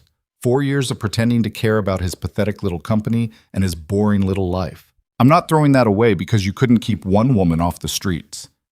She's more resilient than we thought. Then make her less resilient. I don't care how. Just make sure she doesn't ruin everything. There was silence. then the sound of footsteps approaching the door. Nathan barely had time to step back before the door swung open. Evelyn stood in the doorway, still in her work clothes, her face perfectly composed. Behind her, Nathan could see a man. Tall, dark hair, expensive suit. The same man Victoria had described from the gala. "Nathan," Evelyn said, her voice warm and surprised. "What are you doing here?" Nathan held up his phone, the recording app still running. Getting the truth. Evelyn's expression didn't change, but something flickered in her eyes. Something cold and calculating. "I think you should come inside," she said. "We have a lot to talk about." Nathan's finger hovered over the stop button on his phone's recording app. Every instinct screamed at him to run, to get out of the building and call the police, but his feet wouldn't move. He stood frozen in the hallway, staring at the woman he'd trusted for 4 years. "Put the phone away, Nathan," Evelyn said softly. "You're being dramatic." "I heard everything. I know what you did to Victoria." Evelyn glanced at the man behind her, then back at Nathan. Her expression shifted, became something almost sympathetic. "You don't know anything. You heard fragments of a conversation you don't understand.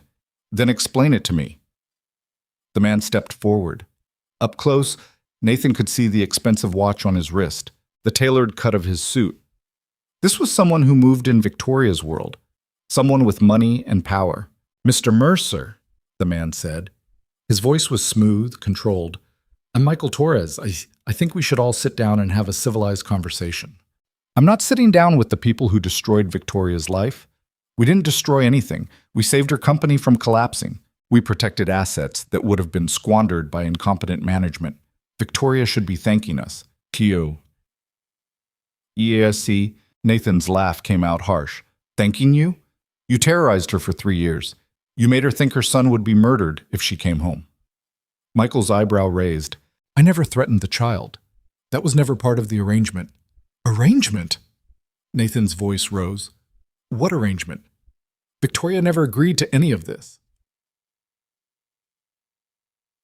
Evelyn sighed and stepped aside, gesturing into the apartment. "Nathan, please, you're making a scene in the hallway. Whatever you think is happening, you're wrong. Come inside and let us explain." "So you can what? Drug me? Lock me up somewhere?" "Don't be ridiculous. If we wanted to hurt you, we'd have done it years ago." Evelyn's tone was almost gentle. "You're here because you want answers, so come inside and we'll give them to you." Nathan hesitated. His phone was still recording. If he went inside and they tried anything, at least there would be evidence. He thought about texting Damien his location, but Evelyn was watching him too closely. He stepped through the doorway. The apartment was exactly as Nathan remembered it. Sleek modern furniture, abstract art on the walls, everything in shades of gray and white. Sterile, cold, like a showroom instead of a home.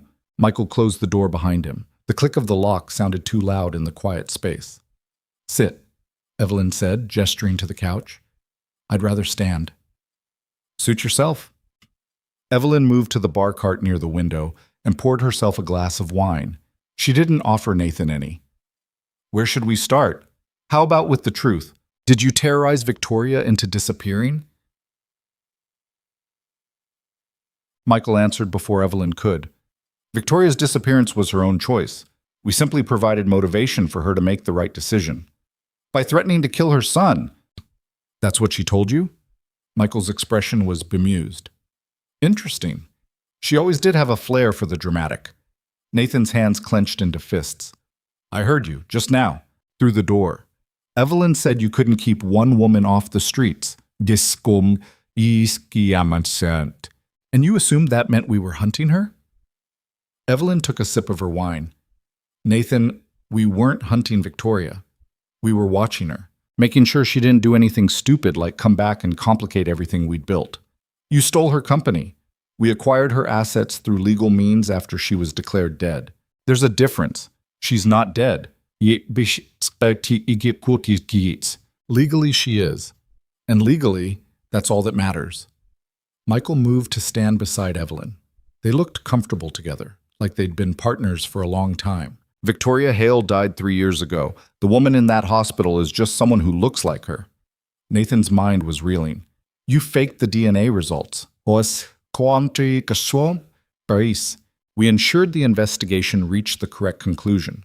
Victoria wanted out of her life, out of the pressure, the responsibility, the constant scrutiny. We gave her what she wanted. By forcing her to live on the streets? By making her think she'd never see her son again? Evelyn set her wine glass down. We never forced Victoria to do anything. She chose to run. She chose to stay hidden. We simply made it clear that returning would have consequences. You threatened Ethan. But shall... Is. No. Evelyn's voice was sharp. I would never threaten a child. Whatever Victoria thinks happened, that wasn't us. Nathan stared at her, trying to read the truth in her face. Then who sent her the photos? Who told her Ethan would die if she came back? Evelyn and Michael exchanged a glance. Something passed between them. Some silent communication Nathan couldn't interpret. That's the question, isn't it? Michael said slowly. Who would benefit from Victoria staying away indefinitely? You're saying someone else was stalking her, besides you? We weren't stalking her. We were monitoring the situation, making sure our investment remained secure. Michael's tone was matter-of-fact, like he was discussing stock portfolios instead of someone's life. But the photos you're describing, the death threats, those weren't our methods. Too crude, too emotional. Nathan's head was spinning. If it wasn't you, then who? Evelyn picked up her wine glass again. Have you ever asked yourself why Victoria ran instead of fighting? She had resources, security. She could have gone to the police, hired protection for Ethan, but she didn't. She just vanished. Because she was terrified, or because she was guilty. Evelyn's eyes met Nathan's.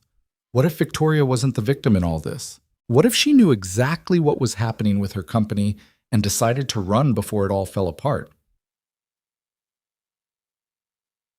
That's insane. Victoria built that company. She would never abandon it. People abandon things all the time when the pressure gets too high. Victoria was 30 years old, running a billion-dollar empire, dealing with a newborn baby and a relationship that was moving too fast.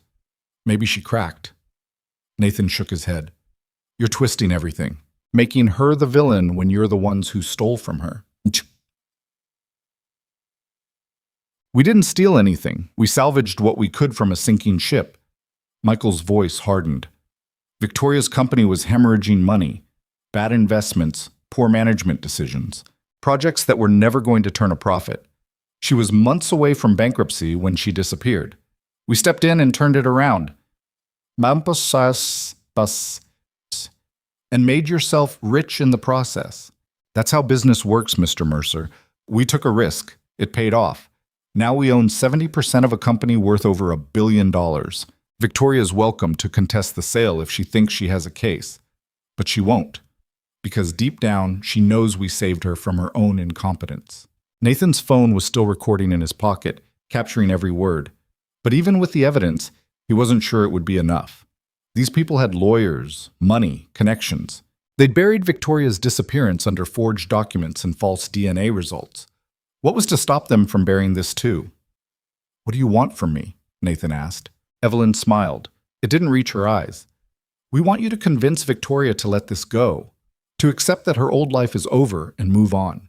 In return, we'll make sure she's taken care of. Set up a trust fund. Enough money to live comfortably for the rest of her life. You want to pay her off. We want to be reasonable. Victoria can't win this fight. The longer she tries, the more painful it will be for everyone involved, especially Ethan. Nathan's blood went cold. Don't bring my son into this. He's already in this, Nathan. He's been in this since the day he was born. Evelyn set her glass down and moved closer. You've built a good life for him, a stable home, a loving father. Do you really want to destroy that by dragging him through a legal battle that could last years? Do you want him to grow up watching his mother fight a losing war against people who have every advantage? You're threatening me. I'm being realistic. If Victoria tries to reclaim her assets, we'll fight her, and we'll win. Because we have the law on our side, and she has nothing but a sad story and 3 years of questionable decisions. Evelyn's voice softened. I care about you, Nathan. I've been by your side for 4 years. I've seen you struggle and rebuild and become someone stronger. I don't want to see you throw that away. Nathan looked at her. really looked at her, and saw the truth beneath the concern. This wasn't about protecting him. This was about protecting what she'd built, what she'd taken. "You've been planning this from the beginning," Nathan said quietly. "That's why you took the job with my company. You wanted to be close to me in case Victoria ever came back." Evelyn's expression flickered. Just for a second, the mask slipped, and Nathan saw something raw underneath, something desperate. "I took the job because I saw potential in you," she said, "because I believed in what you were trying to build. You took the job because you needed to monitor the situation, to make sure Victoria stayed gone and I stayed in the dark. That's not fair, isn't it? 4 years, Evelyn. 4 years of pretending to be my friend while you were sitting on a fortune you stole from the mother of my child. We didn't steal anything. Then what do you call it?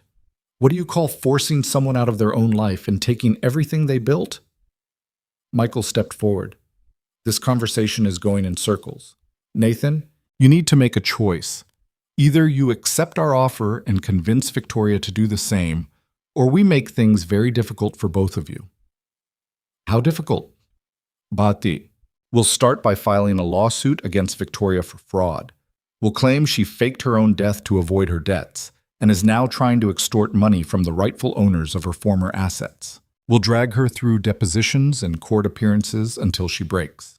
And we'll make sure every detail of her life over the last 3 years becomes public record.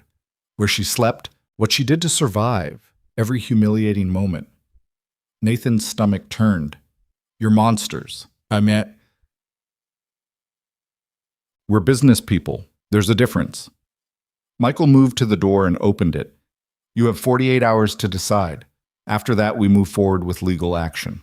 And Nathan, if you try to use that recording in your pocket, we'll claim it was obtained illegally and have it thrown out. Our lawyers are very good at what they do." Nathan looked at Evelyn one last time. She was watching him with an expression he couldn't read.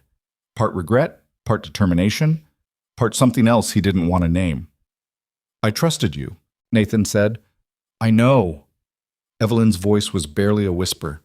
"And I wish things could have been different." Nathan walked out without another word. The door closed behind him with a soft click, and he stood in the hallway trying to breathe. His hands were shaking. His phone felt like it weighed 1,000 pounds in his pocket.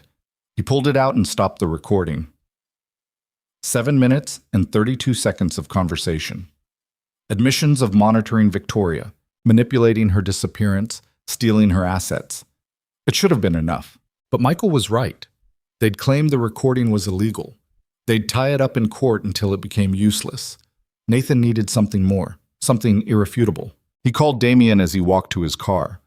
"I just left Evelyn's apartment," Nathan said when the investigator answered. "She's working with Michael Torres. They admitted to forcing Victoria out and taking over her company.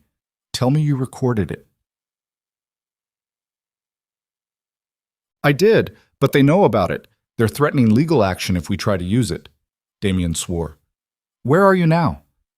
"Parking garage, about to head back to the hospital." "Don't go home. Lock your doors. I'm coming to you." "What's wrong?" "I just got a call from my contact at the medical examiner's office. Someone requested Victoria's death certificate an hour ago. They're trying to prove she's legally dead before she can contest anything." Nathan's grip tightened on his phone. "Who requested it?" "Sarah Chen, the lawyer from Sterling and Associates. Nathan, they're moving fast. If they can get a judge to confirm Victoria's legal death status before she files a claim, it's game over. Then we file first, tonight. With what evidence? A recording they'll claim is inadmissible and a traumatized woman who's been living on the streets for 3 years? We need more." Nathan reached his car and got inside, locking the doors immediately. What if we had proof that Victoria never signed those documents? That her signature was forged? You'd need a handwriting expert. That takes time. What if we had the notary who witnessed the forgery? What if Michael Torres admitted on record that he falsified documents? He'd never do that voluntarily. Then we make him do it involuntarily. Nathan started the engine. "Meet me at my place. I have an idea at Shao. Nathan drove home through empty streets, his mind racing faster than the car. Evelyn and Michael thought they'd won. They'd built their empire on Victoria's broken life and assumed she'd never have the strength to fight back. But they'd made a mistake. They'd underestimated Nathan. Damien was already waiting when Nathan pulled into his driveway. The investigator got out of his car and met Nathan at the front door. "Your mom's inside with the kid," Damien said. "I told her to keep the doors locked and not answer for anyone but us." "Good." Nathan unlocked the door and they went inside together. His mother was in the living room, Ethan asleep on the couch beside her. She looked up when they entered, her face pale. "Nathan, what's happening? Damien said there was a threat." "There is, but we're handling it." Nathan kissed her forehead. "Can you take Ethan upstairs? I need to talk to Damien alone." "See, it." His mother nodded and gathered Ethan in her arms. The boy stirred but didn't wake as she carried him toward the stairs. Once they were alone, Nathan played the recording for Damien. The investigator listened with his eyes closed, his expression growing darker with each passing second. When it finished, Damien opened his eyes. "This is good, but it's not enough. They'll argue you were trespassing, that the conversation was private, that you edited the recording. A good lawyer will tear this apart. Then we get them to confess somewhere public, somewhere we can record them legally." "How?" Nathan pulled out his laptop and opened his email. "Evelyn thinks I'm going to convince Victoria to take the settlement." "What if I tell her Victoria is willing to negotiate? Set up a meeting. Neutral location. We record everything." "They'll never agree to that. They're too smart." "They will if we make them think they've already won." Nathan started typing. "We tell them Victoria's breaking down, that the stress of everything is too much and she just wants it to be over. We make them think she's desperate enough to sign anything." Damien considered this. "It could work, but you'd need Victoria to play along, to sell the performance." "She will, if it means getting her life back. And if they figure out it's a trap, then we go to plan B." "Which is?" Nathan met Damien's eyes. "We make them think Victoria's about to expose everything publicly, force their hand, make them do something stupid while we're recording." Damien was quiet for a long moment. Then he nodded slowly. "It's risky, but it might be our only shot." Nathan finished typing the email and read it over. It was carefully worded, designed to sound like a man at the end of his rope, a man willing to give up the fight if it meant protecting his family. He hit send before he could second-guess himself. "Now we wait," Nathan said. They didn't have to wait long. 20 minutes later, Nathan's phone buzzed with a response from Evelyn. "I'm glad you're being reasonable. Let's meet tomorrow. 10 a.m., Waterfront Park. Just you and Victoria. We'll discuss terms." Nathan showed the message to Damien. "Waterfront Park is public," Damien said. "Lots of witnesses, lots of cameras. They're being careful." "Can we use that, Osam?" "Maybe. I'll bring a team, set up surveillance. If they say anything incriminating, we'll have it on multiple recordings from different angles." "What about Victoria? She can barely walk. I can't ask her to leave the hospital for this." "You'll have to. If she's not there, they won't believe you're serious." Nathan closed his eyes. The thought of dragging Victoria out of her hospital bed, of asking her to face the people who'd destroyed her life, made him sick. But Damien was right. They needed her there. He called the hospital and asked to speak to Victoria's nurse. After confirming he was on the approved visitor list, they transferred him to her room. Victoria answered on the third ring. Her voice was thick with sleep. "Nathan, I need you to do something for me, something hard." British Oritiskikan. He told her about the meeting, about Evelyn and Michael and the plan to record them confessing. As he spoke, he heard Victoria's breathing change, become faster and shallower. "I can't," she said when he finished. "Nathan, I can't face them. Not yet. I'm not strong enough." "You are. You're the strongest person I know." "I'm broken. I'm a mess. If I see them, if they look at me, I'll fall apart." "Then fall apart. Show them what they did to you. Make it real." Nathan's voice was urgent. "Victoria, this might be our only chance. If we don't get them to admit what they did, they're going to bury us in legal paperwork until we give up. They're going to take everything from you, and there won't be anything we can do to stop them." Victoria was crying. Nathan could hear it in the way her breath hitched, the small sounds she was trying to swallow. "I'm so tired of fighting," she whispered. "I just want it to stop. I know, and after this it will. We'll make sure they can't hurt you anymore, but I need you to be brave one more time. Can you do that?" Silence.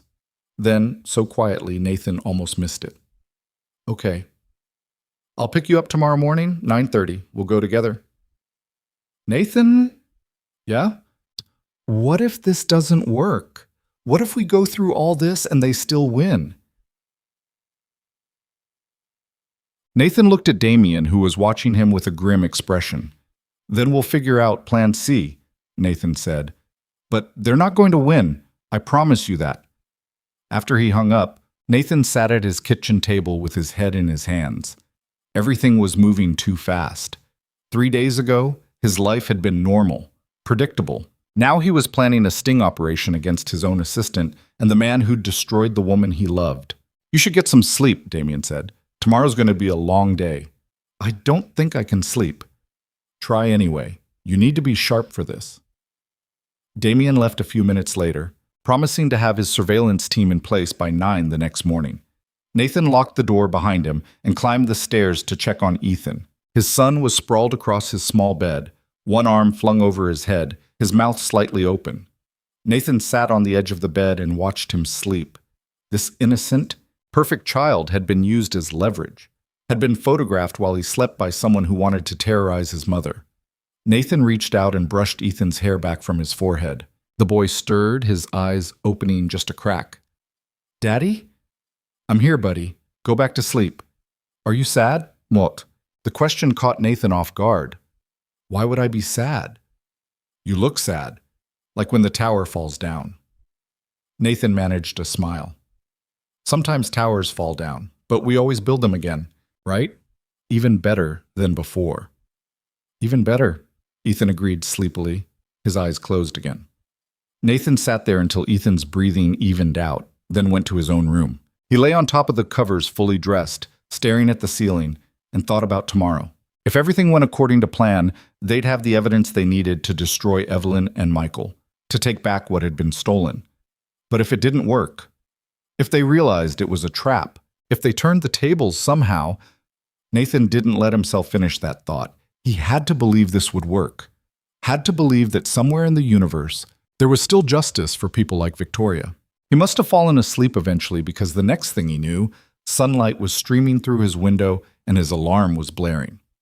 6 a.m., 3.5 hours until the meeting. Nathan showered and dressed in his best suit. If he was going to face Evelyn and Michael, he was going to look like he meant business. He made coffee and eggs he couldn't eat, then checked his phone. 3 messages from Damien confirming the surveillance team was ready.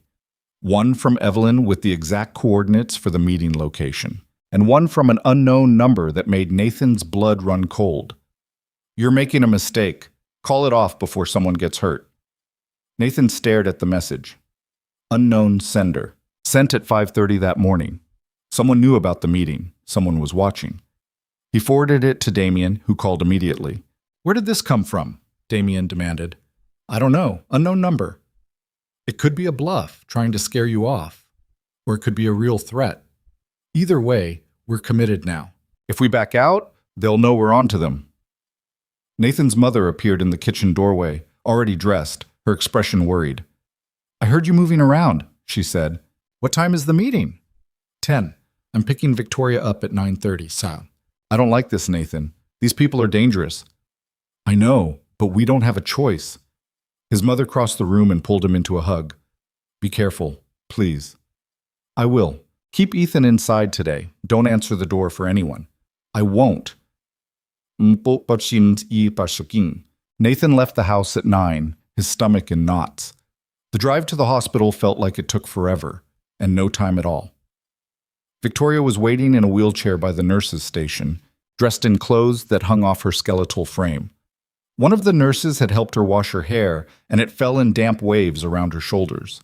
She looked terrified.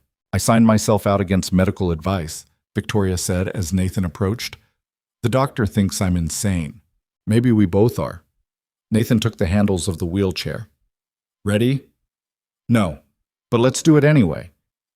They made it to the parking garage without incident. Nathan helped Victoria into the passenger seat, and she winced as she settled against the leather. "Does it hurt?" Nathan asked. "Everything hurts. I'll live." The drive to Waterfront Park was silent. Nathan kept checking his rearview mirror, looking for cars that might be following them. Victoria stared out the window, her hands clenched in her lap. "What if they don't confess?" she asked as they got closer. "What if they just stick to their story that everything was legal? Then Damien's team will still capture them threatening us, trying to coerce you into signing away your rights. That's enough for the police to start an investigation." "Is it? These people have covered their tracks for 3 years. What makes you think we can expose them in one conversation?" "Because they're arrogant. They think they've already won. People make mistakes when they feel invincible." Nathan pulled into the parking lot near the waterfront at 9:50.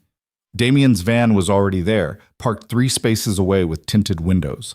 Nathan knew the investigator and his team were inside with cameras and recording equipment, but from the outside it looked like any other vehicle. "They're here," Nathan said, gesturing to a black sedan near the entrance to the park. "That's Evelyn's car." Victoria's breathing quickened. "I can't do this." "Yes, you can." "Nathan, I'm going to fall apart. The second I see them, I'm going to lose it." "Then lose it. Show them what they did to you." Nathan took her hand. "Victoria, you are not the one who should be ashamed here. They are. What they did to you was evil, and today we're going to make them answer for it." Victoria squeezed his hand so hard it hurt. Then she nodded. They got out of the car together. Nathan helped Victoria walk, one arm around her waist to keep her steady. She was shaking so hard he could feel it through her clothes. Evelyn and Michael were waiting on a bench near the water. Evelyn stood when she saw them approaching. She was dressed in a sleek black pantsuit, her hair pulled back in a perfect ponytail. She looked like she was going to a business meeting, not a confrontation. Michael stayed seated. He was wearing sunglasses despite the overcast sky, his expression unreadable. "Nathan," Evelyn said as they got closer. Her eyes flicked to Victoria, and something crossed her face. Surprise, maybe. Or disgust. "And Victoria, you look unwell." "Whose fault is that?" Nathan said. "Let's not start with accusations. We're here to find a resolution." Evelyn gestured to the bench across from theirs. "Sit, please." Nathan helped Victoria sit, then positioned himself beside her. Across from them, Evelyn and Michael looked relaxed, confident. They thought they'd already won. "So," Michael said, removing his sunglasses, "Nathan tells us you're willing to be reasonable, Victoria, that you understand the situation you're in." Victoria didn't respond. Victoria. She was staring at Michael like he was a nightmare come to life. "Victoria's been through a lot," Nathan said carefully. "She just wants this to be over." "We all want that," Evelyn agreed, "which is why we're prepared to offer a very generous settlement. $5 million, paid out over 10 years. In exchange, Victoria signs an agreement relinquishing all claims to her former assets and agreeing never to speak publicly about any of this." "$5 million?" Nathan repeated. "Her company is worth over $1 billion. Her former company, which would have been worthless if we hadn't saved it." Michael leaned forward. "This is a gift, Victoria. More money than you could spend in a lifetime. All you have to do is sign a piece of paper and walk away." Victoria's hands were trembling. When she spoke, her voice was barely audible. "You destroyed my life." "We gave you freedom," Evelyn corrected. "You were drowning in responsibility and pressure. We lifted that burden. You should be grateful." "Grateful?" Victoria's voice rose. "You terrorized me. You sent me photos of my son. You threatened to kill him if I came back." Michael and Evelyn exchanged a glance. "We never threatened your son," Michael said slowly. "That wasn't us." "You're lying." "We're not. Yes, we monitored you. Yes, we made it clear that returning would be complicated. But death threats against a child? That's not our style." Victoria stood abruptly, nearly falling. Nathan caught her arm. "You're lying," she repeated. "You did this. You took everything from me." "We took a failing business and turned it into an empire," Evelyn said. Her voice was hard now, the false sympathy gone. "And if you try to fight us on this, we will destroy what's left of your reputation. We'll make sure everyone knows you abandoned your family. faked your death to avoid your debts. We'll paint you as a coward and a fraud. Let them try, Nathan said. He pulled out his phone. Because we have you on record admitting to monitoring Victoria, to manipulating her disappearance, to stealing her assets. Ms. Evelyn's expression didn't change. That recording is inadmissible. We already told you that. Maybe, but the recordings Damien's team is getting right now, those will hold up in court. Nathan gestured toward the parking lot. You're being filmed from 3 different angles. Everything you just said about destroying Victoria's reputation, about stealing her company, it's all on camera. For the first time, Evelyn's composure cracked. She looked toward the parking lot, her eyes scanning for the surveillance team. Michael stood. You're bluffing. But it Am I? Nathan stood too, pulling Victoria up with him. You got sloppy, Evelyn. You got comfortable. And now you're going to pay for what you did. Evelyn's face had gone pale, but when she spoke, her voice was steady. Even if you have recordings, it doesn't matter. We didn't do anything illegal. We acquired Victoria's assets through proper legal channels after she was declared dead. Tuki, declared dead based on falsified DNA evidence, Nathan shot back. Evidence that you and Michael manufactured. Prove it. We will. Damien's already tracking down the medical examiner who signed off on the identification. Once we prove the results were tampered with, everything you built collapses. Michael's hand moved to his pocket. For a second, Nathan thought he was reaching for a weapon, but he pulled out his phone instead. This conversation is over, Michael said. He started to walk away. It's not over until we say it's over, Nathan called after him. You can run, but we have everything we need. By this time tomorrow, the police will be investigating both of you for fraud, identity theft, and conspiracy. Michael stopped walking. He turned slowly, and the look on his face made Nathan's blood run cold. You have no idea what you've done, Michael said quietly. No idea who you're really dealing with. Then enlighten me. Michael looked at Evelyn. She nodded, almost imperceptibly. You want the truth? Michael asked. Fine. Here's the truth. We didn't act alone. We had help from someone who wanted Victoria gone even more than we did. Someone who's been watching this entire situation and pulling strings you can't even see. Nathan's stomach dropped. Who? Someone who's been in your life all along. Someone who's been very patient, very careful. Michael smiled, and it was the coldest thing Nathan had ever seen. Someone who's been waiting for exactly this moment. Evelyn pulled out her phone. She typed something quickly, then looked up at Nathan. I'm sorry it had to be this way, she said. I really did care about you, but this was always bigger than just you and me. She hit send. 3 seconds later, Nathan's phone buzzed. A text from his mother. There's someone at the door. They say they're from Child Protective Services. They have a warrant to remove Ethan from the house. Nathan's world stopped. He looked at Evelyn, then at Michael, then back at his phone. What did you do? Nathan's voice came out strangled. What the hell did you do? We protected our investment, Evelyn said simply. If you try to expose us, we expose you. We have documentation showing you're an unfit parent, that you're mentally unstable, that Ethan is in danger in your care. By this time tomorrow, your son will be in state custody. And if you want any chance of getting him back, you'll drop this investigation and convince Victoria to take the settlement. Victoria grabbed Nathan's arm. We have to go. Now. But Nathan couldn't move, couldn't think. His son was at his house with armed CPS workers who had a fake warrant. Everything he'd been fighting for, everything he'd tried to build, was crumbling in real time. Tick-tock, Nathan, Michael said. Every second you waste here is another second Ethan spends scared and confused. What's it going to be? Your pride? Or your son? Nathan's hands were shaking. He looked at Victoria, saw the fear and guilt in her eyes. She was already blaming herself, already preparing to sacrifice everything to save Ethan. He looked at Damien's van, knowing the investigator and his team were watching this unfold and couldn't do anything to stop it. And then he looked at Evelyn, at the woman who'd been by his side for 4 years, who'd pretended to care while she orchestrated the destruction of his entire life. You win, Nathan said. His voice was hollow. We'll take the settlement. Just leave my son alone. Evelyn's expression softened. I knew you'd make the right choice. Nathan pulled out his phone to call his mother, to tell her to let CPS take Ethan because fighting would only make things worse. But before he could dial, Victoria spoke. No. Nathan turned to look at her. She was standing straighter now, despite the pain it clearly caused her. Her voice was stronger. No, she repeated.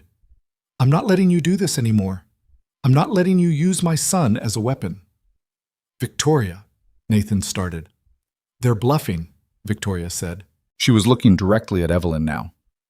That warrant isn't real. You don't have the connections to pull something like that off. You never did. Evelyn's expression flickered. You had connections in the business world, in legal circles. But Child Protective Services? That requires political pull you don't have.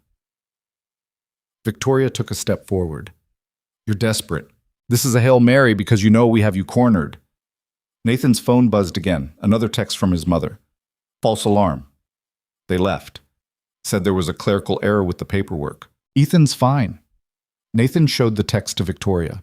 She didn't smile, but something loosened in her shoulders. You failed, Victoria said to Evelyn. Again. Just like you failed 3 years ago when you tried to break me completely. I didn't fail, Evelyn said. Her voice had an edge to it now, something sharp and desperate. Look at you, you're broken, you're nothing. Maybe, but I'm still here, and I'm not running anymore. Evelyn's composure shattered. You ruined everything. You had Nathan, you had a perfect life handed to you, and you took it for granted. You were going to waste it. Bull, Sachi. So you decided to take it for yourself? I decided to salvage what I could from your incompetence. I built a relationship with Nathan while you were playing homeless. I was there for him when you weren't. I earned his trust. You manipulated him. I loved him. Evelyn's voice cracked. I loved him, and he couldn't see it because he was too busy mourning you. So yes, I helped make sure you stayed gone. I helped take your company. I did everything I could to erase you and build something better, something that didn't include you. The confession hung in the air between them. Nathan stared at Evelyn, seeing her clearly for the first time. The obsession, the desperation, the years of patience finally crumbling. You wanted my whole life, Victoria said quietly. My money, my company, my family. I wanted what I deserved, what you were too weak to appreciate. Michael grabbed Evelyn's arm. Stop talking, we're leaving. But Evelyn shook him off. No, I'm done hiding, I'm done pretending. She turned to Nathan. I would have been so good for you, better than her. I would have built an empire with you. We could have had everything. I never wanted everything, Nathan said. I just wanted my family. Then you're a fool. Damien's van doors opened. The investigator and 2 police officers stepped out. They'd heard everything, recorded everything. Evelyn Pierce, Michael Torres. You're both under arrest, one of the officers said. You have the right to remain silent. Evelyn didn't resist. She just stood there staring at Nathan as the officers handcuffed her. Michael tried to run, but Damien tackled him before he made it 3 feet. It was over. Nathan pulled Victoria close as they watched Evelyn and Michael being put into separate police cars. She was crying, her whole body shaking with sobs. It's over, Nathan said. They can't hurt you anymore. They already did. They took 3 years. They took everything. Then we'll get it back. All of it. Victoria buried her face in Nathan's chest and cried while the police cars drove away with lights flashing. And Nathan held her, knowing the fight wasn't really over. There would be trials and depositions and legal battles that could last years. But at least now they weren't fighting alone. And the people who'd tried to destroy them were finally facing consequences. It was a start. The trial lasted 4 months. Nathan sat through every day of it, watching from the gallery as lawyers dissected 3 years of lies and manipulation. Evelyn sat at the defense table in a gray suit, her hair pulled back, her face emotionless. She never once looked at Nathan. Not during the opening statements, not during testimony, not even when the verdict was read. Guilty on all counts. Conspiracy to commit fraud, identity theft, forgery, unlawful surveillance.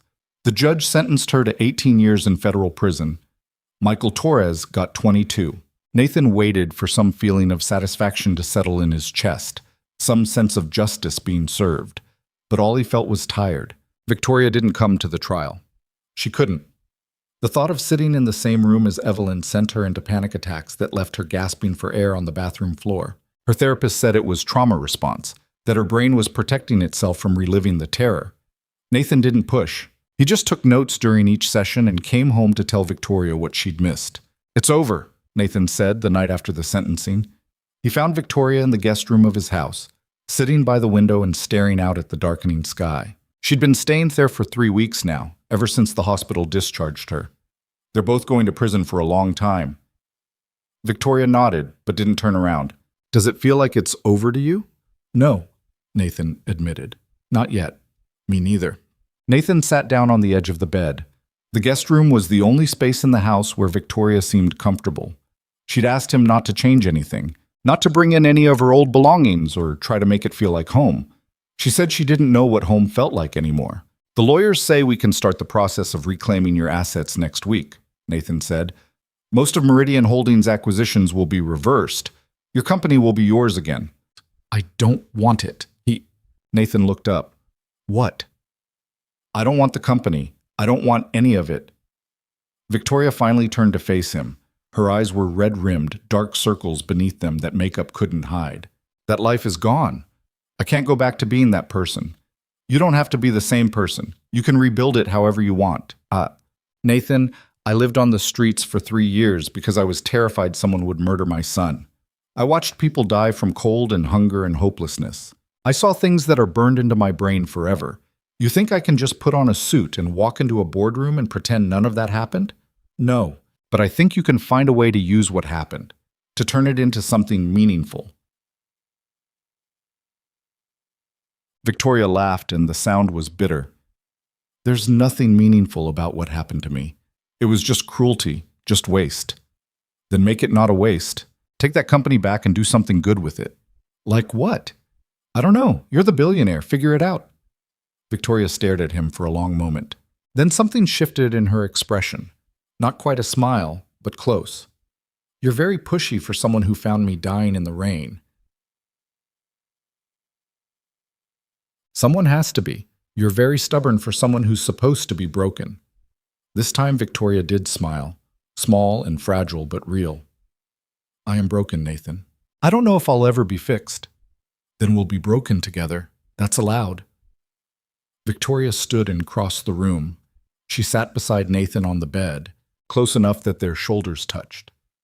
"Have you told Ethan about me yet?" "No, I'm waiting for you to be ready." "I don't know if I'll ever be ready. What am I supposed to say to him?" "Hi, I'm your mother. Sorry I've been gone your whole life because I was too scared to fight for you." "You fought the only way you knew how. You kept him safe." "Did I? Or did I just run away and convince myself it was noble?" Nathan took her hand. Her fingers were warmer now than they'd been in the hospital, the bones not quite so prominent. She'd gained 12 pounds in the last month. It wasn't enough, but it was something. "You did what you thought was right at the time," Nathan said. "That's all anyone can do." "What if he hates me?"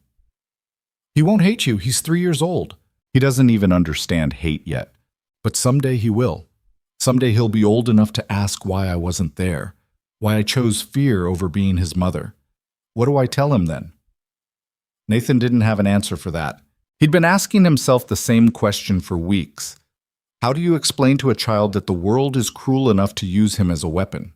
That sometimes love means staying away because being close puts everyone in danger? "We tell him the truth," Nathan said finally. "We tell him that people tried to hurt our family, and you did everything you could to protect him. And we tell him that when you were strong enough to come back, you did. That's what matters." Victoria leaned her head against Nathan's shoulder. "I'm scared of disappointing him, of not being what he needs." "Welcome to parenting. That's the job description. You make it look easy." It's not. I mess up constantly. Last week I forgot to pack his lunch, and he had to eat cafeteria food. He told me it tasted like sad. I still don't know what that means." Victoria laughed, and the sound was lighter this time. More like the woman Nathan remembered. "He sounds like a character." "He is. Gets it from his mother." They sat in comfortable silence for a while. Outside, Nathan could hear neighborhood kids playing basketball, the rhythmic bounce of the ball on pavement mixing with their shouted conversations. Normal life continuing like it always did, indifferent to the trauma happening behind closed doors. "I want to meet him," Victoria said quietly. "I'm terrified, but I want to try." "Okay, when?" "Tomorrow, before I lose my nerve." "Tomorrow," Nathan agreed. That night, Nathan lay awake in his own bed and tried to imagine how the meeting would go. He'd practiced different ways to introduce them, different explanations that might make sense to a 3-year-old brain. But everything sounded wrong in his head. Too complicated or too simple or just too sad. Finally, around 2 in the morning, Nathan gave up on sleep. He went downstairs and made coffee he didn't need, then sat at the kitchen table with his laptop. He pulled up photos from the last 3 years. Ethan's first birthday, just Nathan and his mother, and a homemade cake that collapsed in the middle. Ethan's first day of daycare, crying and clinging to Nathan's leg. Ethan at the park, covered in mud and grinning like he'd discovered gold. 3 years of moments Victoria had missed. 3 years she'd never get back. Nathan heard footsteps on the stairs and looked up to find Victoria standing in the doorway. She was wearing one of Nathan's old sweatshirts, the sleeves hanging past her hands. "Couldn't sleep either?" she asked. "Too much going on in my head." Victoria crossed to the coffee pot and poured herself a cup. She sat down across from Nathan and nodded at the laptop screen. "What are you looking at?" "Masim. Pictures of Ethan. I thought maybe you'd want to see them before tomorrow." Victoria's hands tightened around her mug. "Okay." Nathan turned the laptop so she could see. He started with the oldest photos and worked his way forward, narrating each one. Victoria didn't say anything, just stared at the images with an expression Nathan couldn't read. When they reached the recent photos, the ones from just a few weeks ago, Victoria started crying. Silent tears that rolled down her cheeks and dripped onto the table. "He's so big," she whispered. "He was a baby, and now he's a whole person. He asks questions constantly, wants to know how everything works. Why the sky is blue, where rain comes from, why people have to sleep." "What do you tell him?" "The truth, mostly. Or my best guess at it.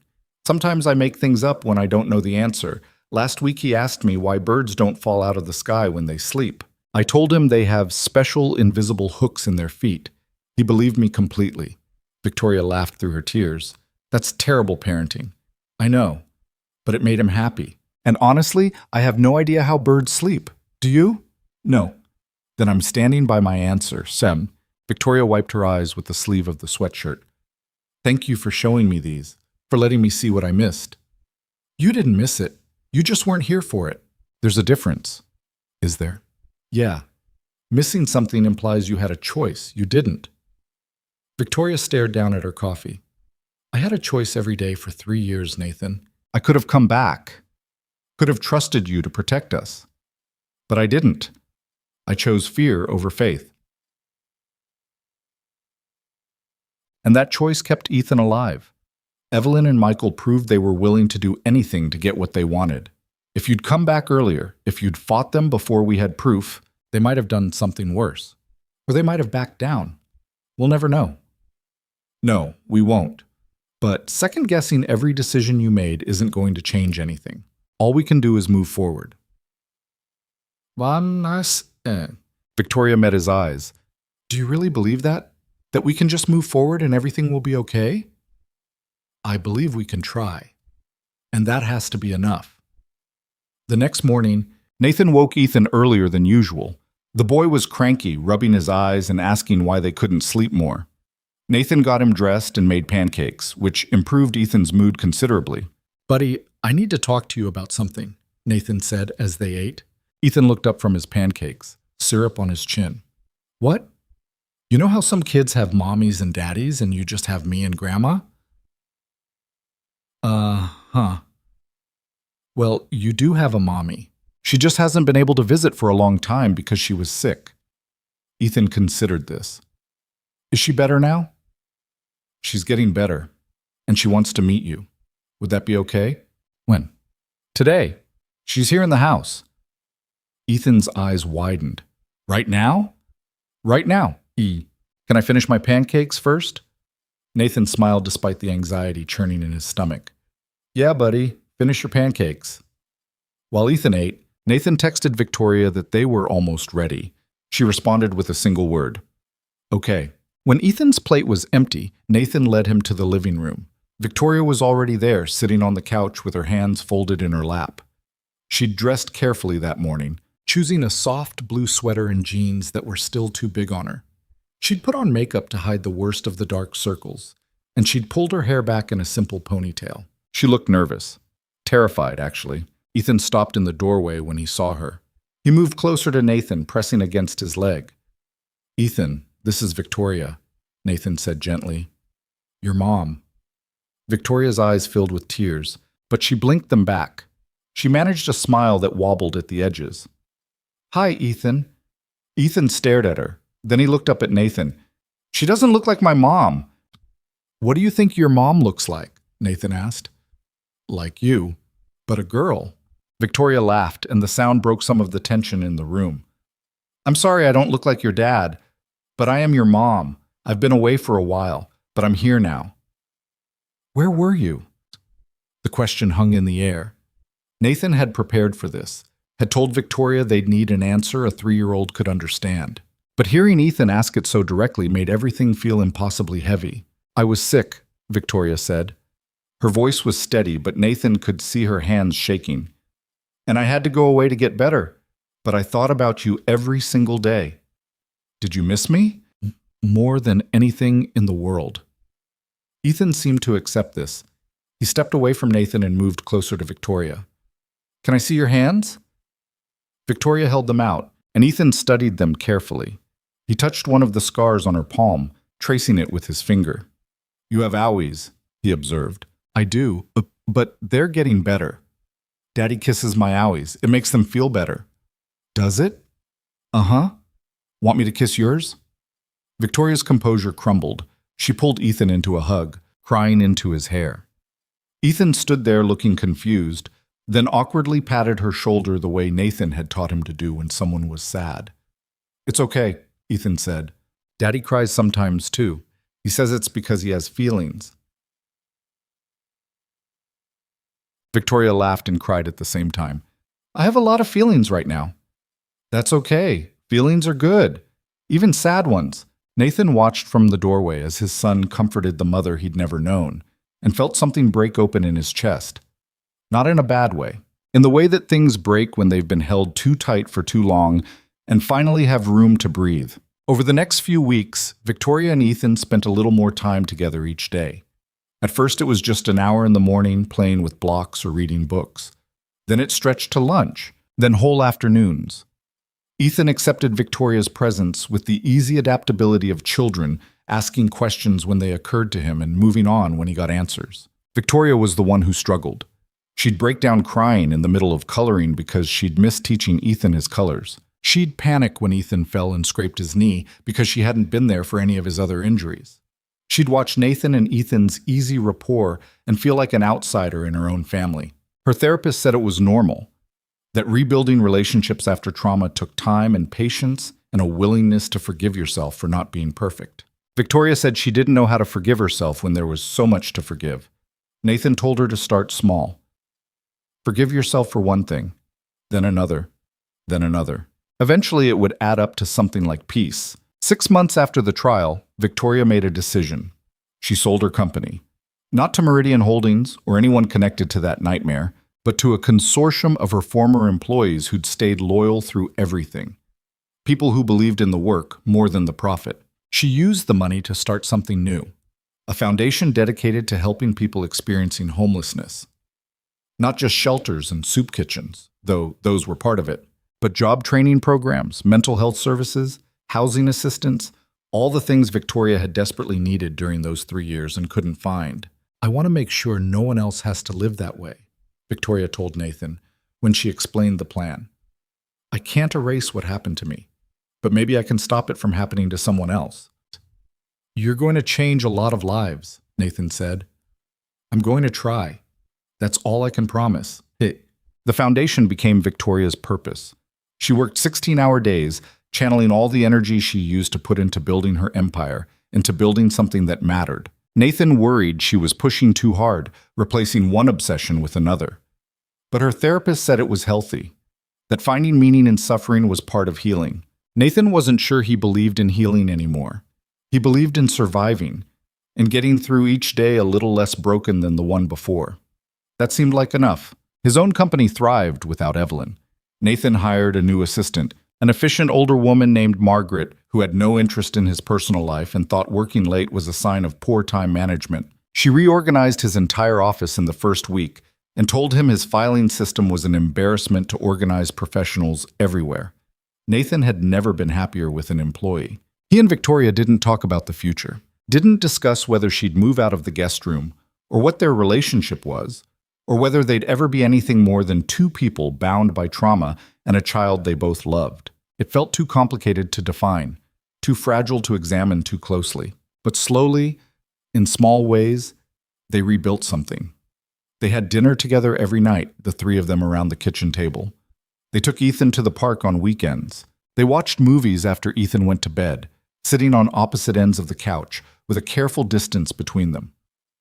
One night, about 8 months after Victoria came back, Nathan woke up to find her standing in his bedroom doorway. "I had a nightmare," she said. Her voice was small, younger than her 30 years. "Can I stay in here? Just for tonight. I don't want to be alone." "Yeah, of course." Victoria climbed into bed beside him, staying on top of the covers, keeping space between them. Nathan lay on his back, staring at the ceiling, hyper-aware of her presence. "Do you ever think about what life would have been like if none of this had happened?" Victoria asked. "If Evelyn hadn't been obsessed with you, if I hadn't disappeared, if we'd just been normal." "Sometimes, but I don't think we were ever going to be normal." "Why not?" "Because you were a billionaire and I was a startup founder who could barely make rent. Because your life was always going to be complicated and mine was always going to be chaotic. Normal wasn't really an option." "Maybe that's why I loved you, because you didn't care about the money or the status. You just saw me." "Past tense?" Nathan asked. Victoria was quiet for a moment. "I don't know. Is it past tense?" "I don't know either. That's very honest of you. I'm too tired to be anything else." Victoria rolled onto her side, facing him in the darkness. "I don't know if I'm capable of loving anyone right now, Nathan. I don't know if that part of me survived." "Okay. But I know I feel safe here with you and Ethan. That's something." "Yeah, that's something." They fell asleep like that, in the same bed but not touching. Two people trying to figure out if broken pieces could fit back together in new configurations. A year after Victoria came back, they planted a garden. It was Ethan's idea. He'd learned about plants at daycare and decided they needed flowers. Victoria suggested roses because she remembered loving them as a child. They went to a nursery and picked out 6 bushes. The woman working there recommended a variety called Phoenix Rose, a rare hybrid that bloomed deep red with golden edges. "They're resilient," the woman explained. "They can survive harsh conditions and come back stronger. Takes about a year for them to fully establish, but once they do, they're nearly indestructible." Victoria bought all 6. They spent a Saturday afternoon digging holes in the backyard, Ethan helping by carrying small amounts of dirt in his toy bucket. Nathan did most of the actual work while Victoria supervised and handed him tools. It was almost domestic, almost normal. "You know what today is?" Victoria asked as they planted the last bush. Nathan wiped sweat from his forehead. "Saturday? It's been exactly 1 year since you found me in that storm." Nathan sat back on his heels. He'd been trying not to think about the anniversary, about the image of Victoria collapsed on that sidewalk. But she was right. 1 year ago, his entire world had changed in the space of a single moment. "A lot has happened in a year," Nathan said. "Yeah." Victoria looked at the newly planted roses. "Think they'll survive?" "The nursery lady said they're nearly indestructible." "Nearly. Not completely." "Nothing's completely indestructible. But that doesn't mean it's not worth planting." Victoria smiled. "When did you become a philosopher?"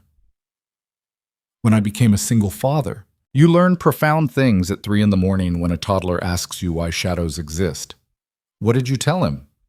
"That shadows are how light remembers where it's been." "I have no idea if that's true, but he accepted it." "That's actually kind of beautiful." "I have my moments.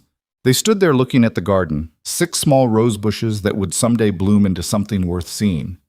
Ethan was making mud pies in the corner of the yard, completely absorbed in his work. "I've been thinking about something," Victoria said. "About us." Nathan's stomach tightened. "Okay." "I don't know if we can go back to what we were. I don't even know if we should try. Too much has changed." "I know. But maybe we could try something new, not rushing into anything, just seeing if we can build something different, something stronger." Nathan looked at her, really looked at her. Nathan. She'd gained weight, filled out enough that she didn't look skeletal anymore. The scars on her face were still visible, but they'd faded. Her eyes were clearer now, less haunted. She'd cut her hair shorter, a practical bob that she said was easier to manage. She looked like a different person than the woman he'd found in the rain, but she also looked more real, more present. "I'd like that," Nathan said. "Taking it slow, building something new." "Yeah?" "Yeah." Victoria reached out and took his hand. It was the first time she'd initiated contact in months. Her palm was warm, the calluses rough against his skin. They stood there holding hands in the backyard while Ethan played and the late afternoon sun painted everything gold. It wasn't perfect. It wasn't the ending Nathan would have written a year ago, when he still believed in happily ever after and second chances that came without scars. But it was real, and maybe that was better. The trial of Evelyn Pierce and Michael Torres made national news. The story of the billionaire heiress who'd been presumed dead for 3 years, only to return and expose a massive conspiracy, was too compelling for media to ignore. Reporters camped outside Nathan's house for weeks. Victoria refused all interview requests. Nathan gave exactly one statement to the press. "My family has been through hell. All we want now is privacy to heal." Most media respected that. The ones that didn't found themselves dealing with a very aggressive legal team funded by Victoria's foundation. 18 months after Victoria came back, they renewed their vows. Not the original vows they'd never actually spoken, but new ones. Ones that acknowledged the people they'd become. It was a small ceremony in the backyard, under the rose bushes that were finally blooming. Just Nathan's mother, Victoria's parents who'd flown in from the East Coast, Damien and his wife, and Ethan serving as ring bearer with more enthusiasm than grace. Nathan had asked Victoria what she wanted from the ceremony. She'd thought about it for a long time before answering. "I want honesty," she'd said. "I want us to promise to be honest about who we are and what we can handle. No pretending to be stronger than we are. No hiding when things get hard." So that's what they promised. To be honest. To be present. To let each other be broken when they needed to be and whole when they could manage it. The officiant was a friend of Nathan's mother, a woman who'd known him since childhood. She kept the ceremony short because Ethan was already getting restless. "Nathan and Victoria," she said as they stood facing each other under the roses, "you've been through things most couples never face. You've been separated by fear and reunited by courage. You've learned that love isn't about perfect moments or grand gestures. It's about choosing each other every day, even when it's hard. Especially when it's hard." Well, Nathan looked at Victoria. She was wearing a simple white dress, her short hair tucked behind her ears, no veil or elaborate makeup. She told him she didn't want to pretend to be a princess. She wanted to be herself, scars and all. "Do you promise to choose each other?" the officiant asked. "Not just on the easy days, but on the days when everything hurts and hope feels far away?" "I do," Nathan said. "I do," Victoria echoed. "Then by the power vested in me, I pronounce you partners in this beautiful, messy, imperfect life. You may kiss if you want to." Nathan leaned forward and kissed Victoria gently. It wasn't the passionate kiss of reunion or the desperate kiss of two people trying to forget. It was something quieter, a promise that they'd keep trying. Ethan clapped enthusiastically. "Can we have cake now?" Everyone laughed and the ceremony dissolved into celebration. Nathan's mother had made a small cake that didn't collapse this time. They ate it in the kitchen while Ethan told everyone about the dinosaur he'd seen at the museum last week. Later, after the guests had left and Ethan was asleep upstairs, Nathan and Victoria sat in the backyard. The roses were in full bloom now, deep red petals with edges that caught the moonlight and turned gold. "You know what I've learned?" Victoria said. "In all of this?" "What?" "That surviving isn't the same as healing. I survived 3 years on the streets. But I'm only starting to heal now, because healing requires something survival doesn't. What's that? Connection. You can survive alone, but you can't heal alone. You need people who see you at your worst and choose to stay anyway. She looked at Nathan. You stayed. Even when I gave you every reason to walk away, you stayed. Where else was I going to go? You're my family. That's the thing about family, isn't it? It's not about perfection. It's about showing up, about being present for the hard parts. Nathan thought about his mother, who'd raised him alone after his father left, who'd worked 2 jobs and still made it to every school play, who'd dropped everything to help with Ethan when Victoria disappeared. He thought about Ethan, who'd accepted Victoria without question or resentment, who taught Nathan that forgiveness didn't have to be complicated, that sometimes it could be as simple as a kiss on an owie. He thought about Victoria, who'd spent 3 years in hell to protect their son, who'd come back broken and was slowly rebuilding herself into someone new. I used to think love was about finding someone who completed you, Nathan said, someone who made you whole. But that's not it, is it? No. Love is about finding someone you can be broken with, someone who doesn't need you to be whole to choose you. They sat in the garden until the moon was high overhead, talking about nothing and everything. About Ethan's upcoming birthday party and the foundation's new housing project, and whether they should adopt a dog. Normal conversations. The kind people have when they're building a life together. The kind Nathan had never thought he'd have again. 3 years after Victoria came back, the phoenix roses had taken over most of the backyard. They bloomed from spring through fall, resilient and beautiful and impossible to kill. Ethan loved them. He'd bring flowers to his teachers, to his grandmother, to anyone who visited. Victoria's foundation had grown into something significant. They'd opened facilities in 12 cities, helping thousands of people find housing and stability. Victoria still worked too much, but she'd learned to take breaks, to recognize when she was pushing too hard and needed to step back. Nathan's company had been acquired by a larger tech firm for enough money that he could work on projects he actually cared about instead of chasing investors. He'd started consulting for Victoria's foundation, building apps and platforms to help connect people with resources. They'd found a rhythm, not perfect, but functional. They fought sometimes. Victoria still had nightmares that left her shaking and unreachable. Nathan still struggled with trust, with the fear that someone he loved would disappear again.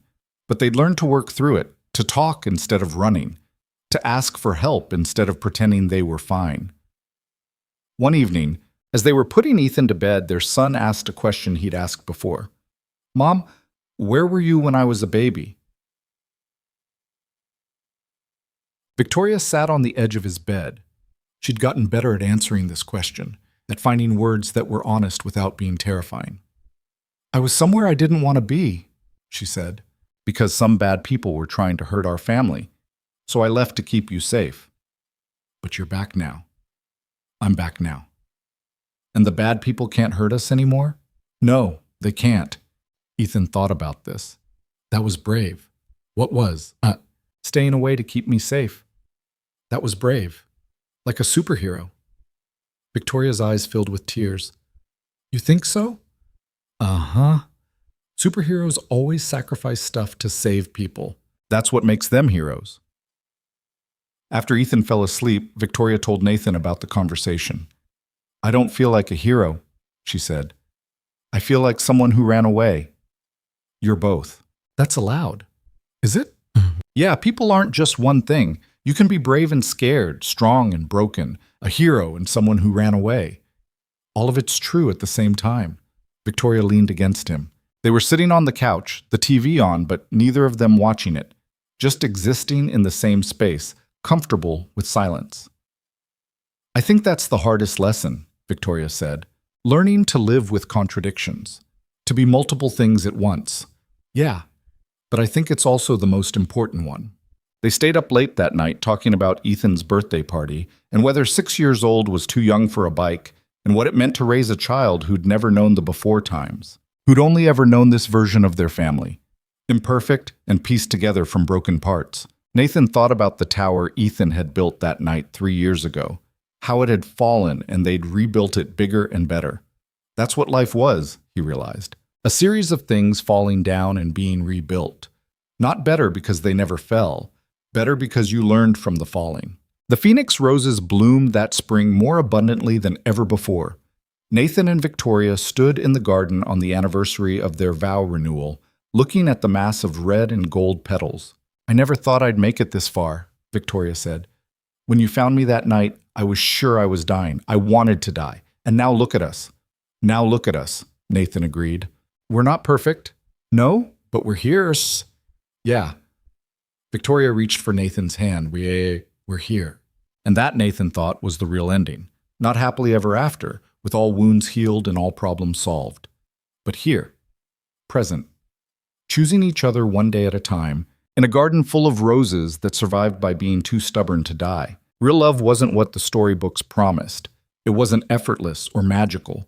It was work and patience, and choosing to stay when leaving would be easier.